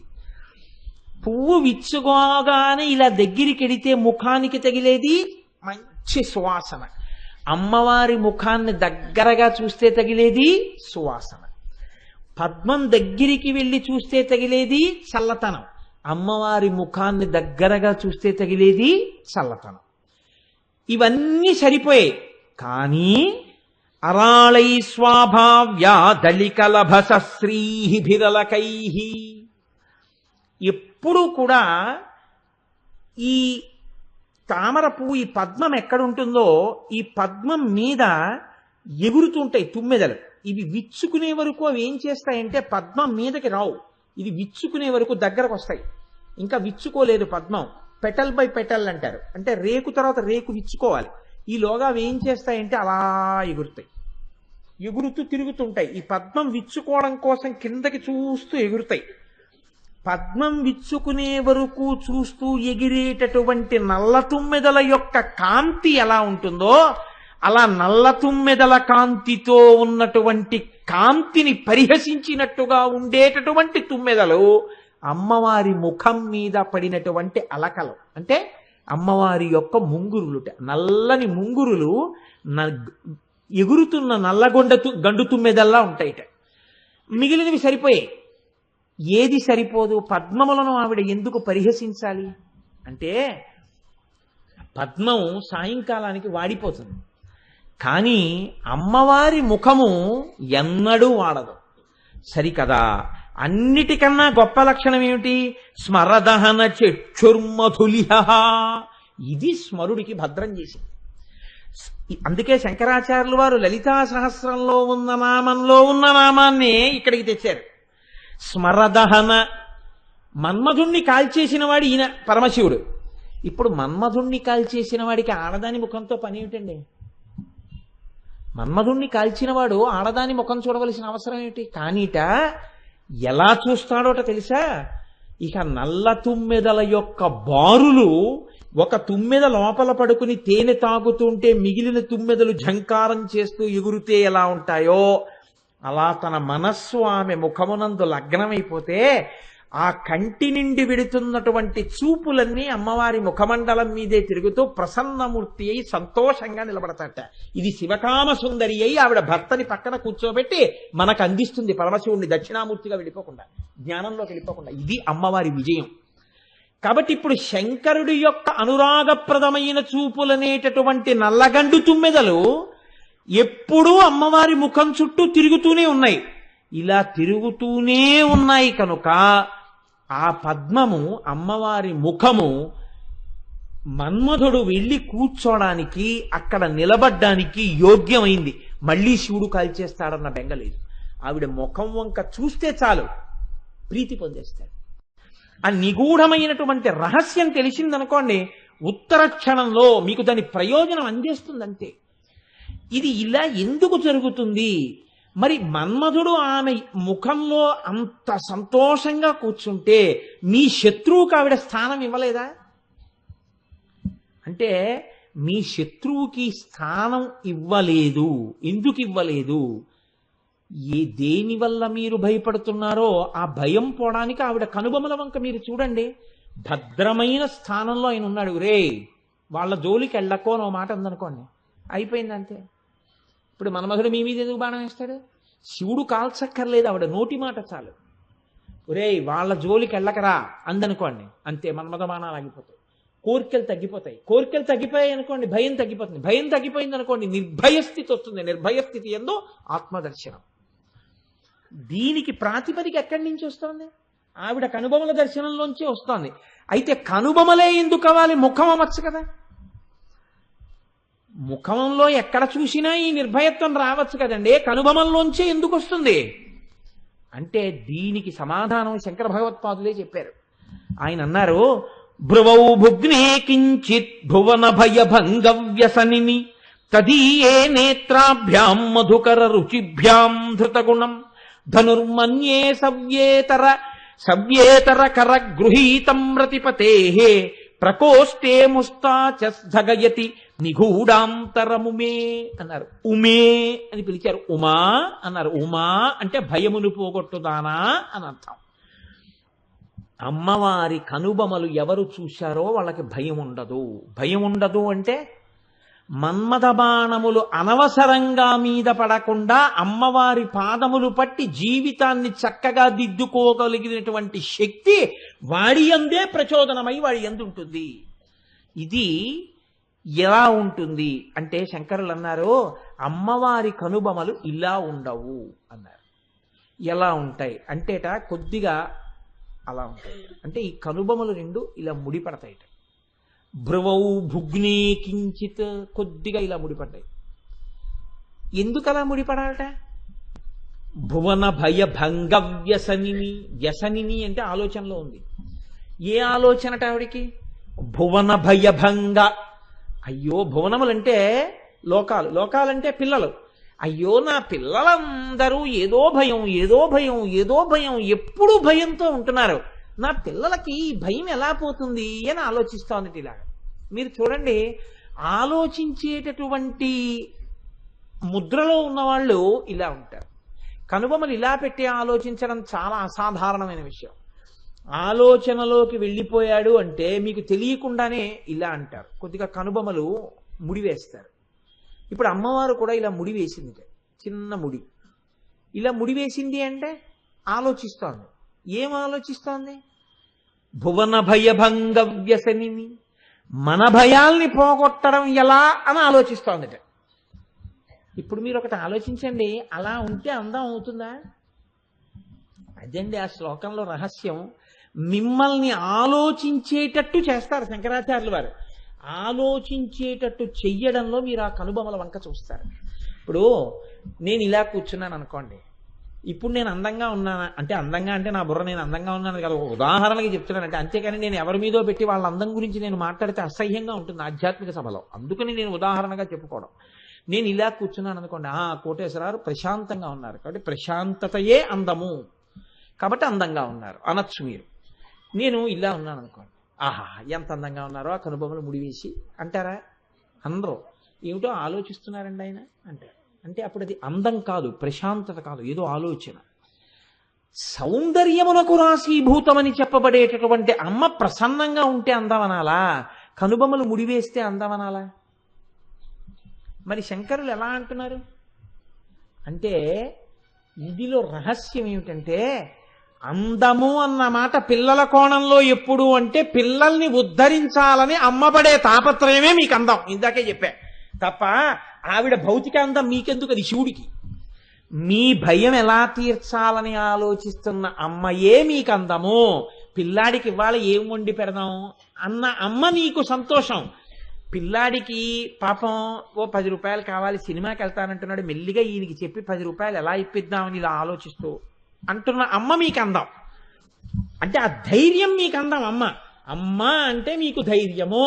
ఇప్పుడు ఇలా ఉన్న అమ్మ మీకు ఎందుకు అందం కాదు? అందమే. ఇది మీ కోణంలో చెప్తున్నారా, శివుడి కోణంలో చెప్తున్నారా? మీ కోణంలో చెప్తున్నారు. మీ కోణంలో చెప్తున్నప్పుడు కనుబొమ్మ ముడిబడిన అమ్మే అందం. ఇప్పుడు ఆ కనుబొమ్మ ముడి ఎవరి కోసం?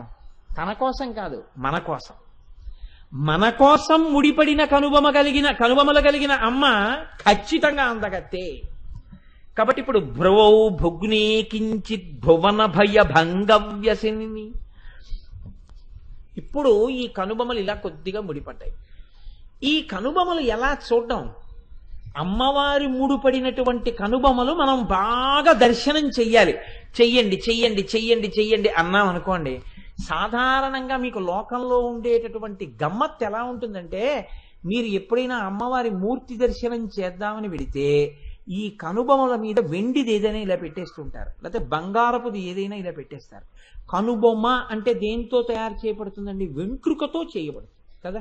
వెంట్రుకల యొక్క సమూహమే కనుబొమ్మలు. ఇది మీరు ఒడిసి పట్టుకోవలసిన రహస్యం అండి. అమ్మవారి కనుబొమ్మగా మీకు ఎలా కనపడుతుంది అంటే, వెంట్రుకలతో ఉంటేనే నిజమైన కనుబొమ్మ కదండి. చెయ్యిలా ఉంటే చెయ్యి అనొచ్చు, కనుబొమ్మ అనాలంటే వెంట్రుకలతో ఉంటేనే కనుబొమ్మ. ఏ విగ్రహానికి అలా ఉంటుంది నాకు చెప్పండి? ఉంటుందా ఎక్కడైనా? ఉండదు. మరి ఎక్కడ దర్శనం చేస్తారు మీరు? మనసులో దర్శనం చెయ్యాలి. మనసులో దర్శనం చెయ్యాలంటే మీ మనసుకే అమ్మవారు కనుబొమ్మలు ఇలా ఉంటాయని అందించేవాడు ఉండాలా? ఇలా ఉంటాయని చెప్తే ఇప్పుడు ఏం చెప్పాలి? ఆ వెంట్రుకల యొక్క కూర్పు చెప్పాలి. అప్పుడు సౌందర్య వర్ణనం చేసినట్టే కదా. అప్పుడు మీ భయం పోగొట్టే రూపాన్ని చెప్పడం ఎలా అయింది? ఎలా చెప్పడం ఇప్పుడు ఈ అందాన్ని? కొంచెం జాగ్రత్తగా పట్టుకోండి. తేలిక కాదండి. పెద్ద సమస్యకి విరుగుడు చెప్పాలి. పెద్ద సమస్యకి విరుగుడు పెద్ద స్థాయిలోనే ఉంటుంది. ఎలా చెప్తారు మీకు? వెళ్ళి అమ్మవారి కనుబొమ్మలు చూడండి అన్నారు అనుకోండి, మీరు మళ్ళీ తిరిగి వచ్చి అమ్మవారి కనుబొమ్మలలా ఉన్నాయి కానండి అవి వెంట్రుకలు కావు కదా, నాకు కనుబొమ్మలుగా యథార్థ దర్శనం కాలేదు ఎలా అని మీరు అడిగారు అనుకోండి, నేనేం చెప్పాలి మీకు? నీ మనసులో చూడవయా అని చెప్పాలి. నా మనసులో చూడాలంటే నేను ఒకసారి చూస్తే కదండి నా మనసులో నిలబడేది, ఓసారి నాకు మీరు చూపించండి అన్నారు అనుకోండి, నేను ఒకటి చూస్తే మీకు ఒకటి చూపిస్తాను కదా. నేను ఒకటి చూడాలంటే చూసిన వాడనైతే మీకు చెప్పాలి. చూసిన వారెవరు? ఎవరు ఈ లోకంలో మహాపురుషుడో ఆయనే చూశాడు అమ్మవారిని. ఆ చూసిన వాళ్లే చెప్పాలి అమ్మవారి గురించి. దుర్వాసో మహర్షి చెప్పాలి, మూకశంకరులు చెప్పాలి, శంకర భగవత్పాదులు చెప్పాలి, అలాంటి వాళ్ళు చెప్పాలి. చెప్తే అమ్మవారి యొక్క కనుబొమ నల్లటి వెంట్రుకలతో, ఆ వెంట్రుకలు ఇంతంత ఉంటాయి, ఇలా కొనదేరి ఉంటుందని చెప్తే ఇప్పుడు అందం చెప్పినట్ట, మీ భయం తీర్చే అమ్మ అందం చెప్పినట్ట, బాహ్య అందం చెప్పినట్టు. బాహ్య అందం శంకరాచార్యులు వారైనా పెట్టడే, అలా ఎలా చెప్పచ్చు? కాబట్టి కనుబొమల గురించి చెప్పడం విషయంలో చాలా కష్టం. ఏదైనా చెప్పచ్చు, కనుబొమల గురించి చెప్పన్నారనుకోండి చెప్పడం కష్టం. చెప్పనన్నారనుకోండి లోకానికి ఉన్న సమస్య తీరదు. ఇది ఒకటి సమస్య కాదు, ఇద్దరి సమస్య కాదు. ఎలా చెప్పాలి? ఈ చెప్పడంలో శంకరుల ప్రజ్ఞ చూడండి. ఆయన అన్నారు భువన భయ భంగవ్యసని, ఇలా ముడేసింది. ఇప్పుడు మీరు ఎదురుగుండా ఉన్నటువంటి వ్యక్తి ఎవరైతే మీకు చెప్తున్నారో ఆయనని ఊహ చేశారనుకోండి. అనగా శంకర భగవత్పాదుల్ని ఊహించారు. ఇలా అన్నారనుకోండి. శంకరాచార్యులు వారి కనుబొమల్ని ఊహించడం పెద్ద విషయం ఏం కాదు కదా. నల్లటి కనుబొమల్ని మీరు ఊహించవలసింది దాన్ని అమ్మవారి కనుబొమలలోకి పెట్టి కదిలి ముడిపడడం మీరు చూడాలి. ఈ కదలిక మీ ఎదురుగుండా ఉన్న మూర్తిలో రాదు, మీ మనస్సులోకి రావాలంతే. ఎందుకని? కనుబొమలు కనపడుతున్నాయి మీకు, అవి రెండు ఇలా కొద్దిగా ముడిపడాలి. ఈ ముడి ఒక్క నాటికి మీకు ఎక్కడ దొరకదు. ఎలా దొరుకుతుంది? ఇక్కడ మీరు చూడాలి. అదే శంకర భగవత్పాదులు మీకు చేస్తున్న మహోపకారం. ఇప్పుడు ఇలా ఉంటే ఏమంటే కోపంగా ఉన్న అమ్మ అవదా? రెండో ప్రశ్న. అదో కారణం కదండి. మరి అప్పుడు క్రోధమూర్తి అయిన అమ్మని చూడడం మాకు భయం కాదా?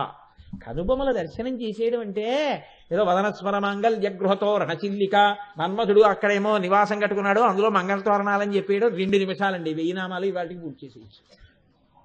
అందులో ఉన్న రహస్యాన్ని గుర్తెరిగే ప్రయత్నం చేస్తే అసలు నిజంగా మీరు చూస్తున్నారా, నామం చెప్తున్నారా, నామం నోటితో చెప్తున్నారా, ప్రయత్నం చేశారా, బయటకు వచ్చేస్తుంది. ఇప్పుడు చెప్పండి, తేలిక కష్టమా చెప్పడం? ఖచ్చితంగా చాలా కష్టం. ఏది అంటే కనుబొమల గురించి చెప్పడమే. కాబట్టి ఇప్పుడు భ్రువౌ భుగ్ని కించిత్ భువన భయభంగ వ్యసనిని, కొద్దిగా ఇలా ముడిపడినటువంటి కనుబొమల్ని ఇక్కడ మీరు ఊహించండి. ఏముందండి ఇది ఊహించడానికి? మీ ఎదురుగుండా ఉన్న వాళ్ళ కనుబొమలు ఏ ఉన్నాయో వాటిని ఒకసారి చూసి అవి ఇలా ముడిపెడితే ఎలా ఉంటాయో అమ్మవారి ముఖంలోకి ఇక్కడి నుంచి తీసి యాజ్ ఈజ్ వేరీస్ బేసిస్ మీద అక్కడికి ట్రాన్స్ఫర్ చేసి అక్కడ ఇలా ముడిపడింది అని ఊహించండి. ఊహించి ఇప్పుడు ఆ కనుబొమల వంక చూడండి. కానీ చూసేస్తే మీకు ఆవిడ క్రోధమూర్తిగా లేదా? ఇది భయం. అప్పుడు ఏమండి నేను ఆవిడ క్రోధంతో ఉన్న మూర్తిని ఉపాసన చేసినటువంటి ఇబ్బందులు నాకు వచ్చేవా? వెంటనే శంకరాచార్యులు వారు మీకు ఒక అభయం ఇస్తున్నారు. ఆవిడ ఇలా ఆలోచిస్తున్నది మీ భయాలు ఎలా తీయాలని కానీ మీకు కొత్తగా భయాలు ఎలా పెట్టాలని కాదు. కాబట్టి నీకెందుకు భయం ఇలా ముడిపడిన మూర్తిని దర్శనం చేయడానికి? దర్జాగా చెయ్యి. కాబట్టి భ్రువౌ భుగ్ని కించిత్ భువన భయభంగ వ్యసనిని. ఎంత గొప్ప మాటలు వేస్తారండి శంకరాచార్యులు వారు. ఎంత ఆలోచిస్తే ఆ శ్లోకం వస్తోందో చూడండి ఆయన హృదయంలోంచి. తదీయే నేత్రాభ్యాం మధుకర రుచిభ్యాం ధృతగుణం. ఇప్పుడు శంకర భగవత్పాదులు సృష్టిలో ఎవ్వరూ చెయ్యనటువంటి ఊహ ఒకటి చేసి ఆయన చాలా ఇబ్బందిలోకి ఎడుతున్నారు. శ్లోకంలో మన్ని చాలా ఇబ్బందిలోకి నెట్టేస్తున్నారు. నేను ఈ మాట ఎందుకు అంటున్నానో తెలుసా అండి? మనం బాగా పట్టుకోవాలని ఆయన ప్రయత్నం, మనం బాగా పట్టుకోవాలని చేసే ప్రయత్నంలో ఆయన కూడా అసాధారణమైన రీతిలో ఈ శ్లోకాన్ని ఇస్తున్నారు. మనకి కూడా అసాధారణ రీతిలో అమ్మవారి కనుబొమల మీద నిలబడగలిగితేనే మీకు ఈ శ్లోకం అందుతుంది. ఈ శ్లోకం అందుకోవడానికి మీరు చేసే సమస్త ప్రయత్నము ధ్యానమే. ఉత్తర క్షణం ఏమైపోతుందో తెలుసా అండి? మీరు ఈ శ్లోకాన్ని అందుకుందాం బాగా తెలుసుకుందాం పట్టుకుందామని మీరు ప్రయత్నం చేశారనుకోండి, ఇది మీరు పట్టుకోగలిగితే ఉత్తర క్షణంలో మీకు లోపల కనుబొమలు కనిపించినటువంటి మరుక్షణంలో ఇప్పుడే ఇక్కడే మీరు జీవితంలో పెద్ద గట్టి ఎక్కేశారు. ఎలా అంటే లోకంలో కవులందరూ అన్నారు ఏ కనుబొమకి ఆ కనుబొమని ధనస్సుతో పోల్చారు. కాబట్టి గొడవ లేదు వాళ్ళకి. అంటే చాపము అంటారు. ఉదాహరణకి ఈ కనుబొమ ఉందనుకోండి, అదొక విల్లు, అది ఒక ధనస్సు, ఇప్పుడు ఇబ్బంది లేదు. ఇది ఒక విల్లు, ఇబ్బంది లేదు. రెండు విల్లులు అన్నారు. 2 ధనస్సుల్లా ఉంటాయి అని పోల్చారు, 2 తీగలలా ఉంటాయి అని పోల్చారు. కాబట్టి మిగిలిన కవులకు ఇబ్బంది లేదు. శంకరాచార్యులు వారు ఏమన్నారంటే ధనుర్మన్యే అన్నారు. నేను ఒక్క ధనస్సులా భావిస్తున్నాను. మన్యే అంటే ఊహించుచున్నాను. ఇప్పుడు మీరు కూడా ఊహించండి ఎక్కడొస్తోంది సమస్య. ఇప్పుడు 2 కనుబొమలు కలిపి ఒక్క ధనస్సుగా మీరు ఊహ చెయ్యాలి. 2 కనుబొమలు కలిపి ఒక్క ధనస్సుగా ఊహించడానికి మీకేమిటి బెంగ? ఇప్పుడు ఇలా అలాగే కదండి ఉంటుంది ధనస్సు. ఇలా ఉండి మధ్యలో ఇలా ఉండి ఇలా ఉంటుంది. అలా సరిపోయింది కదా. ఇలా ఉండి మధ్యలో ఇలా ఉండి ఇలా ఉంది. ఏమిటి భయం మీకు? 2 కనుబొమలు కలిపి ఒక ధనస్సు అయింది కదా. మరి అలా ఊహించడానికి ఏమైనా ఇబ్బందా? ఊహించగలరా? ఏమైనా ఇబ్బంది ఉందా? ఏమైనా ఉందా అమ్మా? గోపి గారు ఎక్కడున్నారు సభలో? ఇలా రండి గోపి గారు, లేచి రండి ఇలా ఒకసారి. ఎవడు వద్దంటాడో వాడే దొరుకుతాడు నాకు. ఇలా రండి, ఇలా రండి, ఎదురికి రండి. ఇప్పుడు ఇది ధనస్సు అనుకోండి, చెప్తున్నాను, ఇది ధనస్సు అనుకోండి స్వామి. ఇది ధనస్సు అయితే ధనస్సు పూర్తిగా ఉంటుంది కదా, మధ్యలో ఎక్కడా ధనస్సు లేకుండా ఉండడం అన్నది ఉండదు కదా, ఓ ముక్క లేకుండా ఉంటుందా? ఉండదు కదా. ఇప్పుడు అమ్మవారి యొక్క కనుబొమలు రెండూ కలిపి ధనస్సుగా చూడడంలో ఇబ్బంది ఎక్కడుంది? చూసారా, నేనేం సామాన్యుణ్ణి పిలవను, మహామేధావిని పిలిచాను. ఇప్పుడు ఈ రెండు కనుబొమలను ధనస్సుగా ఊహించడంలో వెళ్ళిపోతున్నారే. సరే, ఇప్పుడు ఈ రెండు కనుబొమలను కలిపి ధనస్సుగా ఊహించడంలో ఇబ్బంది ఎక్కడుంది అంటే, ఈ రెండు కనుబొమలు కలిసి లేవు, మధ్యలో విడిపోయింది, బొట్టు పెట్టుకునే స్థానం ఉంది కదండి. కాబట్టి అది ఒక ధనస్సు ఎలా అవుతుంది? అవదు. ఒక ధనస్సు కానప్పుడు అది మధ్యలో కానీ ఎడు ఉండిపోయింది అనుకోండి, ధనస్సు ముక్క లేదు మధ్యలో, అప్పుడు ఆ ధనస్సు ఎందుకైనా పనికొస్తుందా? అది భంగమైపోయిన ధనస్సు, శివధనుర్భంగంలాగా. అలా పోల్చచ్చా? విరిగిపోయిన ధనస్సుతో, మధ్యలో ఊడిపోయిన ధనస్సుతో అమ్మవారి కనుబొమల్ని పోల్చచ్చా? శంకర భగవత్పాదులంతటి మహాప్రజ్ఞాశాలి ఎలా వేశారు ఈ మాట? అమ్మా, ధనుర్మన్యే రెండు కలిపి ఒక ధనస్సు అని ఎలా అన్నారు శంకరాచార్యులు వారు? అంటే శంకరాచార్యులు వారు తప్పు చేశారని నేను అంటున్నాను అనుకోకండి, నేను అంతటి పాపిష్టివాణ్ణి కాను. ఆ కోణంలో మిమ్మల్ని తీసుకెళ్లే ప్రయత్నం చేస్తున్నాను నేను. ఇప్పుడు ధనుర్మన్యే అయితే సాధారణంగా ఏమంటామంటే, అంత అల్లరి ఎందుకంటే దానికి రెండు కనుబొమలు కలిసిపోయి ఉన్నాయి, వెంట్రుకలు ఇక్కడ కూడా పెరిగాయి, ఒక ధనస్సు అయిపోయిందిగా. కానీ సాముద్రిక శాస్త్రంలో ఆడదానికి రెండు కనుబొమల మధ్యలో వెంట్రుకలు పెరిగిపోయి ఉంటే ఆమెను ఉత్తమ జాతి స్త్రీగా పరిగణింపరు సాముద్రికంలో. అంతవరకే, నేను నడువుడి గురించి మాట్లాడటం లేదు, సాముద్రిక లక్షణంలో చెప్తున్నాను. అప్పుడు అమ్మవారు మహాపతివ్రత, గొప్ప సాముద్రిక లక్షణములు కలిగినటువంటి తల్లి. ఇప్పుడు అక్కడ వెంట్రుకలు పెరిగి ఉన్నాయి అన్నారనుకోండి, అప్పుడు మీరు ఆవిడ్ని అపచారం చేసినట్టు అవుతుంది. కాబట్టి కలిసి ఉంది, రెండు కనుబొమలు కలిసి ఉన్నాయి అని మీరు చెప్పకూడదు. చెప్పకపోతే రెండు కనుబొమలు విడివడే ఉన్నాయి అని మీరు చెప్పాలి. రెండు కనుబొమలు విడివడే ఉన్నాయి అని మీరంటే ఎలా రెండు కనుబొమలు కలిసి ఒక ధనస్సు అవుతాయి? ఒక సమస్య అండి, అలా పక్కన పెట్టి ఉంచండి, ఒక సమస్య. ఇప్పుడు సమస్య ఎక్కడుందో భయం అక్కడుంది. ఎలా ఇది పూర్తవుతుంది అని భయం పోగొట్టడానికి కొత్త భయాన్ని సృష్టించారు శంకరాచార్యులు వారు. రెండు, ధనస్సుకి పూర్తి ఎప్పుడవుతుంది? వింటినారి కూడా ఉంటేనే. వింటినారి లేని ధనస్సు అండి, అప్పుడు అది ఎందుకు పనికొస్తుంది? దూడల్ని గాయడానికి కర్రగా పనికొస్తుంది, బాణం వేయడానికి ధనస్సు అవదు.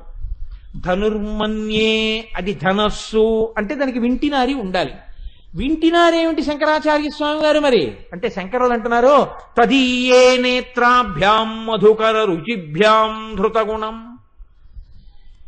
అమ్మవారి యొక్క కంటి చూపులున్నాయే, ఈ కంటి చూపు ఇలా నిలబడి ఉండదు అని ఇలా ఇలా దృశాద్రాఘీయస్యాదరదలిత నీలోత్పల రుచ ఇలా ఇలా తిరుగుతుంటాయి కళ్ళు ఇక్కడి నుంచి ఇక్కడికి. ఎందుకని?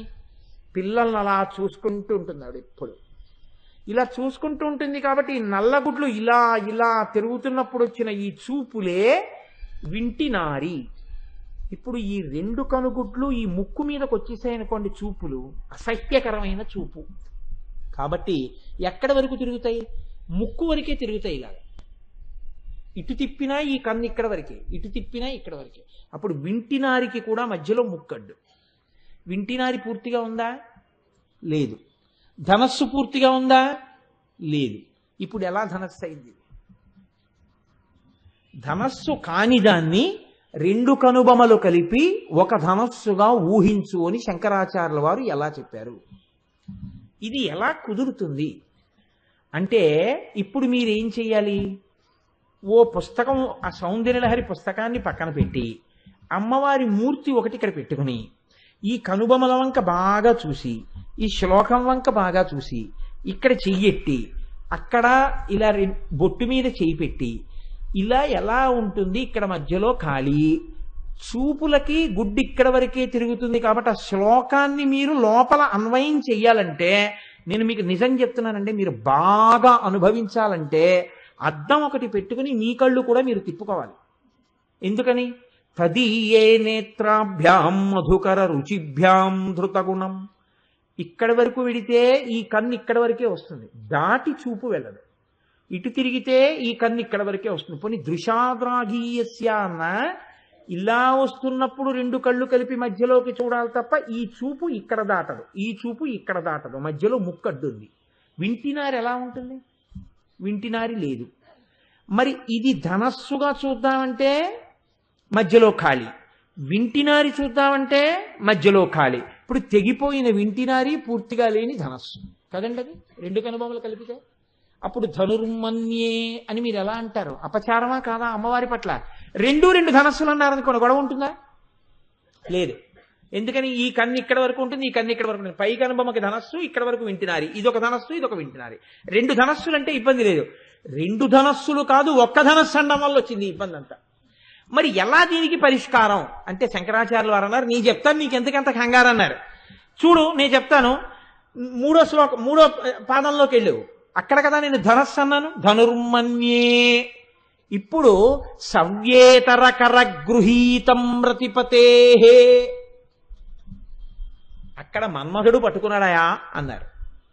ప్రకోష్టే ముస్తాచగయతి నిగూఢంతరముమే. మన్మధుడు పట్టుకుంటే ఏ చేత్తో పట్టుకున్నాడు? ఏ చేత్తో పట్టుకుంటే మీకేమిటండి సమస్య అని అడగచ్చు. ఇక్కడ మళ్ళీ ఇంకో ఇబ్బంది, సవ్యేతరకరం, సవ్యము కాని చేత్తో పట్టుకున్నాడు. అంటే సవ్యం అంటే కుడా ఎడమా? ఏమ్మా?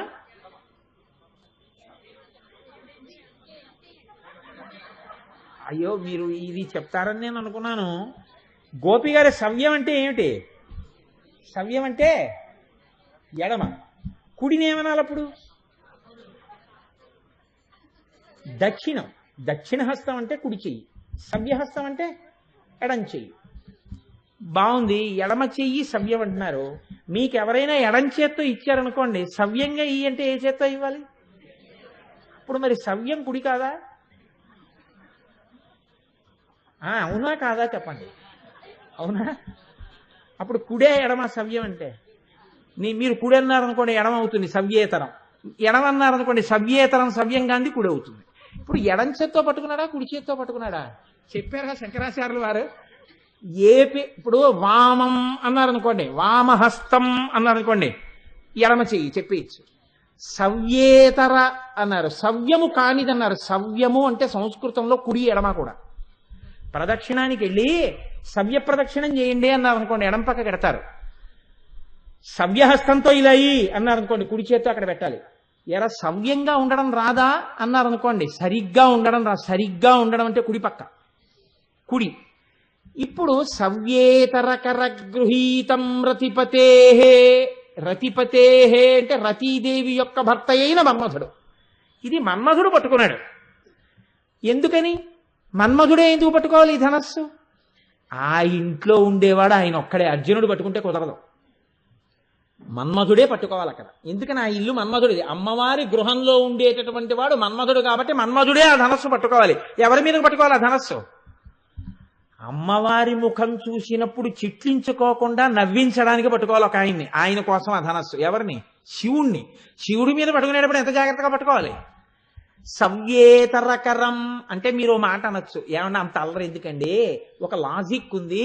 సాధారణంగా ధనస్సుని ఎలా పట్టుకుంటారు? ఏ చేత్తో పట్టుకుంటారు గోపి గారు? ఎడం చేత్తో పట్టుకుంటారు కదండి. కుడి చేత్తో పట్టుకుని ఎడం చేత్తో బాణాలు వేస్తారా? సాధారణంగా ఏ చేత్తో గోపి గారు మీరు ఇక్కడికి వచ్చేస్తే బాగుంటుందేమో. సాధారణంగా ఏ చేత్తో పట్టుకుంటారు? ఎడం చేత్తో పట్టుకుంటారు, కుడి చేత్తో బాణాలు వేస్తారు. ఎడం చేత్తో పట్టుకోకుండా కుడి చేత్తోనూ పట్టుకుని ఎడం చేత్తోనూ బాణాలు వేసాడు అనుకోండి, అప్పుడు ఏమంటారు? సవ్యసాచి. అలా ఎవరైనా ఉన్నారా? అర్జునుడు కాకుండా మన్మధుడు కూడా ఉన్నాడు. మన్మధుడు కూడా సవ్యసాచి, అందుకే ఇంతమంది మీద బాణాలు వేయగలుగుతున్నాడు.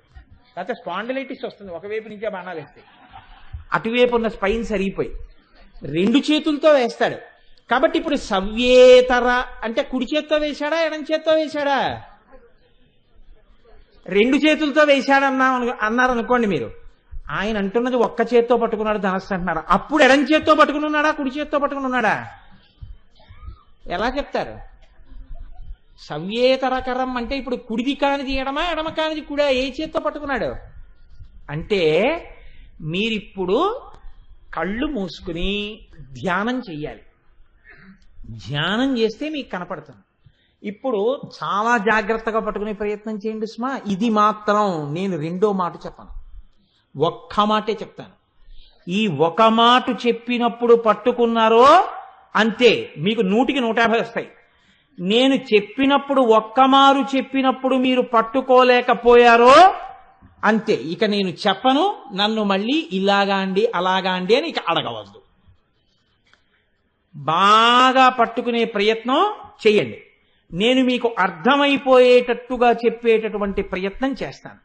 గోపి గారు ఒక్కసారి ఇలా రండి, ఒక్కసారి రండి. గోపి గారు రండి, గోపి గారు రండి. నాకు గోపి గారు అంటే పరమ సంతోషం. ఇలా రండి, ఇలా రండి. చక్కగా ఇక్కడ మీరు ఈ స్టేజ్ ఎక్కండి, ఒక్కసారి రండి, పైకి ఎక్కండి. గోపి గారు ఏం పైన లేదు, ఇలా రండి. వీళ్ళందరికీ అర్థం అవడానికి ప్రయత్నం, అందుకని మీకోసం కాదు. ఇక్కడ నిలబడండి, నిలబడండి. మీరు మన్మధుడిలాగా నిలబడండి, ఒక్కసారి లేచి నిలబడండి, చెప్తాను. ఇప్పుడు మీరు జాగ్రత్తగా చూడండి. మీరు కొంచెం అర్థం చేసుకోవడానికి బాగా తెలియడం కోసం నేను చెప్తున్నాను. అమ్మవారి కనుబొమ్మలు ఇలా ఉన్నాయి అనుకోండి నిలువుగా. ఇప్పుడు గోపి గారికి ఎటువైపు ఉన్నాయి అవి రెండు? గోపి గారికి ఎటున్నాయి? గోపి గారికి ఎటున్నాయి? కుడివైపుకున్నాయి. మీరు ఎట్నుంచి చూస్తున్నారు? ఆయనకి ఎడం వైపు నుంచి మీరు చూస్తున్నారు. ఆయనకి కుడి చేతి వైపు అమ్మవారి ధనస్సు ఉంది. నేను ఈ మాట ఎందుకు ఇంత ఖచ్చితంగా చెప్తున్నానో తెలుసా అండి? అట్నుంచి చూసే వాళ్ళకి ఇట్నుంచి చూసేది వేరవుతుంది. అటున్న వాళ్ళందరూ ఇటున్నట్టుగా భావన చేసి చూడాలి. అందుకు చెప్తున్నాను ఈ మాట. లేకపోతే ఏమవుతుందంటే సభలో ఇది నోటితో చెప్పలేక కాదు, ఆయన ఎందుకు పిలిచానంటే, నేను నోటితో చెప్పాను అనుకోండి, అటు కూర్చున్న వాళ్ళు ఒకలా ఊహిస్తారు, ఇటు కూర్చున్న వాళ్ళు ఒకలా ఊహిస్తారు. నాకు పరిష్కారం ఏమిటంటే ఎవరో ఒకరిని ఇక్కడ నించోబెట్టి చెప్పడం తప్ప పరిష్కారం లేదు దీనికి. లేకపోతే నేను 3 రోజులు చెప్పినా మీకు అర్థం కాదు. అందుకే ఆయన్ని పిలిచాను తప్ప ఆయన్ని ఇబ్బంది పెట్టడం నా లక్షణం కాదు. మీరు నవ్వకుండా పరమ జాగ్రత్తగా వినండి. ఇప్పుడు సభలో ఉన్న వాళ్ళందరం ఎడం పక్కకే ఉన్నాం. ఎందుకంటే కుడి చేత్తో పట్టుకుంటే ఏమవుతుంది, ఎడం చేత్తో పట్టుకుంటే ఏమవుతుంది బాగా అర్థం చేసుకోవాలంటే ఇటు పక్కన నిలబడి చూసే ప్రయత్నం చెయ్యండి. అటువైపు నుంచి కుదరదు. అమ్మవారి కనుబొమలు ధనస్సుగా ఇలా ఉన్నాయి, తలడ్డేస్తుంది. అందుకని ఇప్పుడు ఇటు పక్కన ఉన్నారు. ఇప్పుడు గోపి గారు కుడి చేత్తో పట్టుకోండి ఒక్కసారి. ఆ ధనస్సును పట్టుకున్నట్టు మధ్యలో ఆ తాళం చెవులు తీసేయండి, చేతిలోంచి జేబులో వేసుకోండి. అలా పట్టుకోండి. పట్టుకున్నారా? ఇప్పుడు మీరు ఒకటి ఊహించండి. ఆయన మన్మథుడు, అది అమ్మవారి యొక్క కనుబొమలు. ఇప్పుడు ఆ కనుబొమల్ని ధనస్సుగా పట్టుకున్నారు. మన్మథుడు పట్టుకున్నాడు. ఇప్పుడు సవ్యేతరకర గృహీతం రతిపతేహే, రతీదేవి అనురాధ గారు అనుకోండి, రతిపతేహే ఇక్కడ ఉన్నారు, మన్మథుడు పట్టుకున్నారు. సవ్యం అంటే కాసేపు మీరు ఏమనుకుంటారంటే ఎడమ చెయ్యి అనుకోండి. సవ్యేతరకరం, సవ్యము కానిదేది కుడి చెయ్యి. ఇప్పుడు కుడి చేత్తో ఆయన పట్టుకున్నారు. పట్టుకుంటే ఒక దోషం వచ్చింది ఆ పట్టుకోవడంలో. ఏమిటి వచ్చింది? మీరు ఎడం చేతి పక్క నుంచి చూస్తున్నప్పుడు మీరు ఎంత జాగ్రత్తగా అయినా పట్టుకున్నా ఆ వేళ్ల మధ్యలోంచి ఆ ధనస్సు యొక్క కొంత భాగం కనపడుతోంది. చూడండి, కనపడుతోందా లేదా? ఆ వేళ్ళు ఇంకొంచెం పొరపాటున కానీ విచ్చుకున్నాయి అనుకోండి, ఇంకొంచెం విప్పండి గోపి గారు, కొంచెం ఇలా విడిగా పట్టుకోండి. అలా పట్టుకున్నారనుకోండి, ఇప్పుడు ఇంకా బాగా ధనస్సు కనపడిపోతుందా లోపల నుంచి? ఇప్పుడు అక్కడ ధనస్సు ఉందా అసలు? కనుబొమల మధ్యలో లేదు. కనుబొమల మధ్యలో జాగా ఉంది. ఈ జాగా ధనస్సు పట్టుకున్న ప్రదేశం అయిపోవాలి. ఉన్నది అన్నట్టు మీకు కనపడాలి, లేదు అని తెలియకూడదు. అక్కడ మన్మధుడి చెయ్యి ఉండాలి. చెయ్యి ఉండాలంటే ఏ చేత్తో పట్టుకుంటే మీకు తెలియదు ఉందో లేదో. ఈ చెయ్యి తీసి ఈ చేత్తో పట్టుకోండి. ఇప్పుడు ఆయన మణికట్టు కనపడుతోంది తప్ప అసలు ఆ లోపల ఉందో లేదో మీకు తెలుస్తోందా? ధనస్సు ఉంది కాబట్టే పట్టుకున్నారు.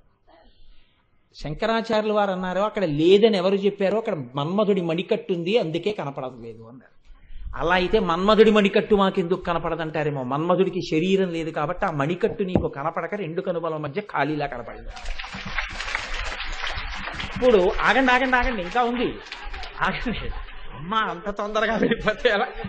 మీరు ఒక్క పావు గంటకి గోపి గారు మీరు అలా అంటే నెత్తికి ఎత్తుకుని ఇన్నేసి రోజులు కూర్చుంటున్నానే, ఎంత కష్టం చూడండి. వెరీ గుడ్ వెరీ గుడ్, అలా ఉండండి. సవ్యేతరకర గృహీతం రతిపతే. ఇప్పుడు ఎడం చేత్తో పట్టుకున్నాడా మన్మధుడు కుడి చేత్తో పట్టుకున్నాడా? ఎడం చేత్తో. ఎందుకని? ఎడం చేత్తో పట్టుకుంటేనే ధనస్సు యొక్క మధ్యలో ఉన్న ఖాళీ కనపడదు, ఇది కప్పేస్తుంది. అప్పుడు లోపల ఉండిపోయింది ధనస్సు, అంతే. ఖాళీగా ఉందని మీకు తెలియదు, ఖాళీగా ఉందనరు, అందులో ఉండిపోయింది అంటారంతే. అది తప్ప ఖాళీగా ఉందన్న మాట మీ నోటి వెంట రావడానికి అవకాశం లేదు. ఇప్పుడు అందులో ఉండిపోయింది. ఇప్పుడు మళ్ళీ పట్టుకోండి ఎడం చేత్తో. ఇప్పుడు వింటినారేమైంది? ఆ ధనస్సుకి వింటినారు ఎటుంటుంది? ఇప్పుడు వింటినారి లాగా తీసినట్టు తీయండి కుడి చేత్తో ఒకసారి. తీస్తుంటే ఈ ఎక్కడ ఆయన పట్టుకున్నారో వింటినారి కూడా మీకు లేనిది కనపడదుగా, ఈ చెయ్యి అడ్డేస్తోందిగా. కాబట్టి ఇప్పుడు ఈ ముక్కు దగ్గర వింటినారి లేదని మీరు ఎలా అనగలరా? చెయ్యి అడ్డుతోంది కాబట్టి మీకు కనపట్టలేదు తప్ప చూపుల చేత వింటినారి కూడా ఉంది వెనకాల. ఇప్పుడు అమ్మవారి కనుబొమలు ఒక్క ధనస్సు అయిపోయాయా అయిపోలేదా? ఎప్పుడైపోయాయి? ఇప్పుడు కూర్చోండి గోపి గారు. గోపి గారు ఒక్కసారి ఇలా రండి. మీరు ఇవాళ అందరికీ అర్థమయ్యేటట్టుగా ఇంత బాగా చేసినందుకు నేను వేసుకున్న అమ్మవారి ప్రసాదంగా మీకు చక్కగా కూర్చోండి. కాబట్టి మీరు అలా నించోబట్టి అందరికి అర్థమైంది. గోపి గారు తీసుకెళ్ళండి, చక్కగా కూర్చోండి. సవ్యేతరకర గృహీతం రతిపతే. ఇప్పుడు కుడి చేత్తో పట్టుకున్నాడా ఎడం చేత్తో పట్టుకున్నాడా మన్మధుడు అని అడిగారు అనుకోండి, ఎలా పట్టుకుంటాడు? ఎడం చేత్తో పట్టుకున్నాడు. కానీ నేను మీకు చెప్పేశాను కాబట్టి ఇంత తేలిగ్గా మీకు ఉంది. కానీ ఇది అర్థం చేసుకోవాలంటే ఈ శ్లోకాన్ని అమ్మవారి కనుబొమల మధ్య భాగాన్ని మన్మధుడు ఏ చేత్తో పట్టుకున్నాడు అన్నది ఇక్కడ ధ్యానంలో మీరు చూడాలంటే కుడి చేత్తో పట్టుకుంటే ఏమి ఇబ్బంది, ఎడం చేత్తో పట్టుకుంటే ఏమి ఇబ్బంది, అట్నుంచి పట్టుకుంటే ఏమి ఇబ్బంది, ఇట్నుంచి పట్టుకుంటే ఏమి ఇబ్బంది, ఇన్నిటిని మీరు చూడాలంటే మీరు లోపల ఎంత ధ్యానమో చేస్తే సవ్యేతరకర గృహీతం రతిపతే, ఏ చేత్తో పట్టుకున్నాడు అన్నది మీకప్పుడు అర్థమవుతుంది. ఇప్పుడు మీరు ఆలోచించండి, అమ్మవారి కనుబొమలు చమత్కారంగా మీకు తెలియకుండానే ఇది కనుబొమలు కాదు ధనస్సు అన్న భావనతో మీరు అందులో చొప్పించి మన్మధుడి చేతితో సహా చూసేశారా? ఆ చూసేయడం వల్ల ఏమైందో తెలుసా అండి? నేను పరమ సత్యం చెప్తున్నాను. మీకు భయంకరమైన భయం కల్పించగలిగినటువంటి పెద్ద పాపరాశి ధ్వంసం అయిపోయింది ఆ క్షణంలో. ఇది ఆ నామం యొక్క ప్రయోజనం. వదనస్మరమాంగల్య గృహతో రణచిల్లిక అని ఎందుకన్నారంటే ఆయన భయాన్ని ఎలా తీర్చిందో అలా మీ అందరి భయాల్ని కూడా తీర్చగలిగినటువంటి అమ్మ. ఇది చెప్పడం కోసమని ఆ తల్లి రెండు కనుబొమలు ఒక ధనస్సు చెయ్యి అని శంకరాచార్యుల వారు ఇంత గొప్ప స్థితిని మనకి అందించారు. కాబట్టి చూడండి, అంత గొప్ప స్థితిని ఇంతమంది భయాన్ని తీయడానికి ఆవిడికి అధికారం ఎంత గొప్పది. ఇప్పుడు ఇంకో ప్రశ్న వస్తుంది కదండి, ఏమంటే ఆవిడ అంత తేలిగ్గా తీసేస్తానంటే, కనుబొమలు చూసినంత మాత్రం చేత భయం తీసేస్తానంటే అంత శక్తి ఆవిడలో ఎలా వచ్చింది అంటే ఆ కనుబొమల కదలికలకి అన్ని వ్యాపారాలు జరుగుతాయన్నారు శంకరాచార్య. ఇప్పుడు నోటితో చెప్తే చేశారనుకోండి ఒక స్థాయి, నోటితో చెప్తే వింటలేదని కాగితం మీద పెట్టారనుకోండి ఒక స్థాయి, కాగితం మీద పెట్టినా వింటలేదని బలవంతంగా చేయించారనుకోండి ఒక స్థాయి, ఏమీ చెప్పకుండా అనేటప్పటికి జరిగిందనుకోండి ఆయన అధికారం వేరు కదండి. ఆయన అసలు మాట్లాడరండి అంటారంతే, పనులు అయిపోతాయి. కనుబొమ్మలతో చేయిస్తాడండి, కనుసైగతో పనులు జరుగుతాయి. ఆయన శక్తి అది, అలా నడిపిస్తాడు రథాన్ని అంటారు. కనుబొమ కదలిక చేత చేయించడం, ఆజ్ఞాపించడం ముఖంలో ఒక్క కనుబొమకే చెల్లు, ఇంకే దేనికి ఉండదు ఆ శాసకత్వం. మీరు చాలా జాగ్రత్తగా చూడండి. నేను నా పెదవితో మిమ్మల్ని కూర్చోమ్మని కానీ, ఏం సంగతి అని కానీ, నా పెదవితో కానీ, ముక్కుతో కానీ, కంటితో కానీ నేను అనలేను.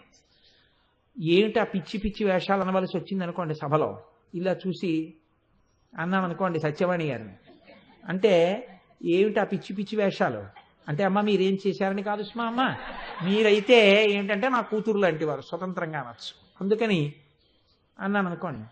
ఏమిటది, వెంటనే ఏదో పొరపాటు జరుగుతోందనమాట అని ఆవిడ అప్పటిదాకా ఏ సెల్తోనో ఆడుకుంటున్న ఆవిడ జాగ్రత్తగా సెల్ పక్కన పెట్టేసి బుద్ధిగా కూర్చుంటారు. అంటే ఇప్పుడు నేను ముఖంలో దేనితో అలా కదిపితే శాసించగలిగాను అవతల వారిని, కనుబొమ్మతో చేయగలిగాను. ఇది ఒక్క కనుబొమ్మ యొక్క కదలిక చేత నియంత్రించగలను నేను, అవతల వారి యొక్క నడువడిని శాసించగలను. ఎంత స్థాయిలో శాసించగలను? నా యందు వినయం ఉంటే అవతల వారు నా కనుబొమ్మ కదలిక వింటారు. నేను అన్నాను అనుకోండి, ఆవిడ సెల్ ఇలా చూపించి అందనుకోండి, అప్పుడు నా బతుకేమైనట్టు మీరు ఆలోచించండి. నేను ఇది పట్టుకుంటే నీకేమైనట్టు అని అడిగింది అనుకోండి, అప్పుడు నేనేమైనట్టు? ఆ కనుబొమ్మ కదలికకి నేను పాడైపోయినట్టు కదండి. అంటే నా చేత శాసింపబలవలసినటువంటి వ్యక్తి కాని వారిని నిష్కారణంగా శాసించాను, నా మర్యాద భంగం అయింది. అంటే ఎవరి మీద పడితే వారి మీద కనుబొమ్మలు ఎత్తడం కుదరదు. ఎవరు నువ్వు కనుబొమ్మ ఎత్తితే వారు వింటారో వారి మీదే కనుబొమ్మలు ఎత్తాలి, అంతేగాని అందరి మీద కనుబొమ్మలు ఎత్తితే నీ మర్యాద పోతుంది, వాళ్ళు ఎత్తితే కదండి. అమ్మవారికి కూడా అలా ఉంటుందా? అయ్య బాబోయ్, కనుబొమ్మలు అంటే ఎంత దూరం వెళ్ళారండి. అందుకని వదన స్మరమాంగల్య గృహతో రణచిల్లిక, ఆ కనుబొమ్మతో ఎంత దూరం వెడుతున్నారో చూడండి. వశిన్యాది దేవతలు ఎంత దూరం వెడుతున్నారో, వ్యాసుడు ఎంత దూరం వెడుతున్నారో చూడండి. శంకరాచార్యుల వారు, శంకరులు ఉన్నారు, ఆవిడ ఇలా అంటే ఏమవుతుందో నీకు చెప్తాను వినన్నారు. జగత్సూతే ధాతా హరిరవతి రుద్రక్షపయతే తిరస్కుర్వన్నే తత్స్వమపి వపురీశ స్థిరయతి సదా పూర్వః సర్వం తదితమనుగృహ్ణాతి చ శివః తవాజ్ఞామాలం యక్షణ చలితయోర్భ్రూలతికయోః. భ్రూలతికయోః, తీగలా ఉన్నటువంటి ఆవిడ కనుబొమనిట ఆవిడ ఇలా కదుపుతుందిట. అనేటప్పటికీ బ్రహ్మగారు సృష్టి చేస్తాట. సృష్టి చేసి అక్కడ పెట్టగానే ఆవిడ ఇలా చూసి అంటుందట. శ్రీ మహావిష్ణువు వాటిని అన్నింటిని పరిపాలిస్తాట. ఆవిడ రుద్రుడి వంక చూసి అంటుందట. బ్రహ్మగారిని విష్ణువుని సృష్టిని కలిపి రుద్రుడు తనలోకి తీసుకుంటాట. ఇప్పుడు ఆవిడ బ్రహ్మగారిని విష్ణువుని రుద్రుణ్ణి కలిపి ఇలా అని అంటుందట. అంటే మహేశ్వరుడు ఈ మూడింటిని తనలోకి తీసేసుకుని తాను నాలుగింటితో కలిసి సదాశివుల్లో ఐక్యమైపోతాడు. ఈ సదాశివుడు లోపల పెట్టుకుని అమ్మవారి పక్కకు వచ్చి కూర్చుంటాడు. ఇప్పుడు ఏమైపోయాయి లోకాలన్నీ? మొత్తం పరిపాలన చేసేటటువంటి ముగ్గురు మూర్తులతో సహా అంతా మహాప్రళయం అయిపోయి ఆవిడ పక్కన సదాశివుల్లో చేరిపోయింది. ఆవిడ కొన్నాళ్ళు పోయాక అంటుంది, ఇలా చూసి అంటుంది, ఆవిడ మళ్ళీ మహేశ్వరుణ్ణి వదులుతాట. ఆవిడ ఆయన వంక చూసి అంటుంది, ఆయన బ్రహ్మగారిని వదులుతాట. ఆయన మళ్ళీ సృష్టి చేస్తాడు. ఆవిడ ఇలా అంటుంది, విష్ణు వస్తారు, పరిపాలన చేస్తారు. ఆవిడ అంటే సృష్టి స్థితి లయము అనుగ్రహము తిరోధానము అయిపోతుంది. 5 కృత్యములు తన కనుబొమలతో చేస్తుంది. బ్రహ్మాండములను కలిపేస్తుంది, బ్రహ్మాండములను సృష్టిస్తుంది. ఇంత శక్తున్న కనుబొమలు నీ భయాన్ని తీలేవని నువ్వు ఎందుకు అనుకుంటున్నావు? కాబట్టి వదన స్మరమాంగల్య గృహతో రణచిల్లిక. శివుడి పట్ల అపచారం చేసిన మన్మధుడికే భద్రగృహం అయితే నీకెందుకు కావు? నువ్వే తప్పు చేశావని అవుతావు. నువ్వు నమస్కారం చేస్తే వాళ్ళిద్దరూ సంతోషిస్తారు. నీ భయం పోయిందయా అన్నారు. మూకశంకరులు అన్నారు మూక పంచశతిలో, మోష్ట ప్రభాపటల విద్రుమముద్రితీతే భ్రూవల్లి వీచి సుభగే ముఖకాంతి సింధౌ కామాక్షి వారి భరపూరణ లంబమాన కాలాంబువాహ సరణిం లభతే కటాక్ష అన్నారు. మూకశంకరులు చెప్పినప్పుడు బాగా జ్ఞాపకం పెట్టుకోండి. శంకర భగవత్పాదులు చెప్పినా మూకశంకరులు చెప్పినా శ్లోకాన్ని మీరు పట్టుకోగలిగితే లలితా సహస్రనామంలో నామం బాగా అర్థమైనా అక్కడితో ఆ నామంతో మీ జీవితం తరించిపోతున్నట్టే. 1000 నామాలు అర్థమైతే ఇంకా ఏ స్థితిని పొందుతారండి జీవితంలో? ఎంత గొప్ప స్థితి. అందుకే ఇవి అర్థమైతే ఎక్కడ నడుస్తుంది? మీరు చదువుతూ ఒక్కసారి వదనస్మరమంగళ్య గృహతో రణచిల్లిక అన్నారనుకోండి, అనగానే అమ్మవారి కనుమలు భ్రోభుగ్నే కించిత్ భువన భయభంగ వ్యసనిని తదీయే నేత్రాభ్యాం మధుకర రుచిభ్యాం ధృతగుణం ధనుర్మన్యే సవ్యేతరకర గృహీతం ప్రతిపతే ప్రకోష్ఠే ముస్తాచగయతి నిగూఢ అంతరముమే అని శంకరుల శ్లోకం గుర్తొచ్చింది అనుకోండి. అమ్మవారి కనుబొమలు ఎడంచేత్తో పట్టుకోవడం, కుడి చేత్తో పట్టుకుంటే వేళ్ళు, ఆయన ప్రజ్ఞ, కనుబొమలు, వాటి గొప్పతనం, అవి కదిలితే ఏం చేస్తాయి జ్ఞాపకం వస్తుంది అనుకోండి. తర్వాత నామం చెప్పండి చూస్తాను, గుర్తుండదు. అదే నామం వదనస్మరమంగళ్య గృహతో రణచిల్లిక, వదనస్మరమంగళ్య గృహతో రణచిల్లిక అంటుంటారు. భార్య వచ్చి ఏమిటండి అది, వక్ర లక్ష్మీ పరీవాహ చలన్మీ నాభలోచన అంటుంది. అంటే అబ్బబ్బబ్బబ్బా నా ఆనందం బాడు చేసేసావే, నాకు రాక కాదే అంటారు. అంటే లలితా సహస్రము యొక్క గొప్పతనం ఏమిటంటే ఏ నామం దగ్గర రెండో నామం గుర్తురాక రమించారో అక్కడే మీరు అనుగ్రహాన్ని పొందేశారు. అలా పొందడానికి అనువైన రీతిలో లలితా సహస్రం ఉంటుంది. అందుకే లలాటము, కనుబొమలు. అసలు ఇంక రేపు కళ్ళు వస్తాయండి. అమ్మవారి కన్నుల గురించి విన్నా, అమ్మవారి కన్నులను మనోనేత్రంలో దర్శనం చేసినా అమ్మవారి కళ్ళ గురించి పెద్ద ఇబ్బంది ఉండదు. ఎదురుగుండా కనబడుతుంటాయి కళ్ళు.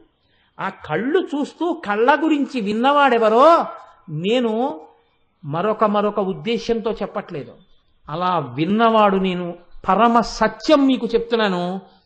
కొన్ని కోట్ల కోట్ల కోట్ల జన్మల జీవయాత్ర తర్వాత ఈశ్వరానుగ్రహం పరిపుష్టమైన వాడెవడుంటాడో వాడొక్కడే వినగలడు కళ్ళ గురించి. అసలు విన్నాడు అంటే వాడికి కొత్త కోణం, కొత్త మారాకు తొడిగిందని గుర్తు. పాపరాశి నశించిపోయింది, ఎంత సంచితమో కాలిపోయిందని గుర్తు. అంత అదృష్టం ఉంటేనే వింటారు కళ్ళ గురించి. అంత గొప్ప నామం రేపటి రోజున వస్తుంది. నేను ఇవాళ వీలైతుందేమో అనుకున్నాను, కానీ నడవదు. ఎప్పుడూ ఏదో ఒక నామం పట్టుకుంటే అంతే, అందులోనే సంతోషం, నాకు నడవదు. సరే, మూకశంకరులు అమ్మవారి యొక్క కనుబొమలు చూస్తూ చెప్తున్నారు ఏమని, అమ్మా నీ ముఖము ముఖములా కనపట్టలేదు, నీ ముఖము చూస్తే కాంతి సముద్రములా కనపడుతోంది. కాంతి సముద్రంలా ఉంటే అది అమ్మవారి యొక్క ముఖంట. సముద్రం అనేటప్పటికీ మీరు ఆలోచించండి, సముద్రం గాంభీర్యమునకు చిహ్నం. సముద్రంలో ఎప్పుడూ కెరటములు లేచి పడుతుంటాయి. బయట పెద్ద కెరటాలు ఉంటాయి, లోపల చిన్న చిన్ని కెరటాలు ఎప్పుడు కదులుతుంటాయి. ఎప్పుడు ఏదో ఘోషగా ఉంటుంది. నిత్య చైతన్యమునకు సముద్రము ఆలవాలమై ఉంటుంది. అలా ఆ కన్నులను ఆ సముద్రాన్ని నమ్ముకుని ఎంతమందో ఉంటారు. ఆ సముద్రం అడుగున పగడాల దగ్గర నుంచి అన్నీ దొరుకుతాయి. అందుకే మూకశంకరులు అన్నారు, ఓష్ట ప్రభా పటల విద్రుమముద్రితేతే, అమ్మా నీ ముఖమనేటటువంటి కాంతికి అడుగున పగడముల కాంతితో కూడిన నీరు కనపడుతోంది అన్నారు. అంటే ఎర్రటి వస్తువు కింద ఉందనుకోండి, పైన నీళ్లు కూడా కొంచెం ఎర్రగా ఉన్నట్టు కనపడతాయి. అంటే ఆ సముద్రపు లోతుకెళ్లిన వాడికే పగడం ఉన్నటువంటి నీరు ఎర్రగా ఉందని కనపడుతుంది, పైన చూసిన వాడికి నీలం సముద్రమే కనపడుతుంది. అంటే ఇప్పుడు అంత దర్శనం చేసినటువంటి మూకశంకరుల నోటి వెంట వస్తోంది ఆ శ్లోకం. ఆయన అంటున్నారు, అమ్మా నీ ముఖమనేటటువంటి కాంతి సముద్రంలో పగడములు కనబడుతున్నాయి. ఏదా పగడం? ఓష్ఠ, నీ కింది పెదివి, ఎర్ర పెదివి పగడంలా మిరిసిపోతోంది కాంతితో, కాబట్టి పగడాలున్నాయి సముద్రంలో. భ్రువల్లి వీచి సుభగే ముఖకాంతి సింధౌ, నీ ముఖకాంతి అనబడేటటువంటి సముద్రంలో భ్రువల్లి వీచి, ఈ కనుబొమలనేటటువంటి తరంగములు పైకి లేచి పడుతున్నాయి. ఎందుకని? పిల్లల కష్టాలు చూసినప్పుడు భ్రువౌ భుగ్నే. అయ్యో వీళ్ళకి ఎప్పుడు పోతుంది భయం, నా వంక చూస్తే చాలు పోగొడతాను. 2, ఏమండి అసలు భయం లేకుండానే చేయొచ్చుగా. భయం లేకుండా చేస్తే అమ్మవారి వైపు తిరిగి అమ్మవారికి నమస్కరించి భయం పోగొట్టుకున్న తృప్తి మీకెప్పుడు వస్తుంది అసలు? ఆ ఆనందం కలగాలంటే ఆవిడ వంక చూడాలి, అప్పుడు కదా ఆ తృప్తి, ఆ ఆనందం. కాబట్టి ఇప్పుడు భ్రూవల్లి వీచి సృష్టి స్థితి లయ అనుగ్రహం తిరోధానం జరుగుతున్నాయంటే ఆ కనుబొమలు లేచి పడుతున్నట్లేగా. కాబట్టి పైకి లేచి పడే ఆ కనుబొమలే ఆ కాంతి సముద్రమునందున్నటువంటి కెరటములు. ఎలాగ నిజంగా ఎంత తత్వదర్శనం చేశారో చూడండి మూకశంకరులు అని ఆయన అంటారు.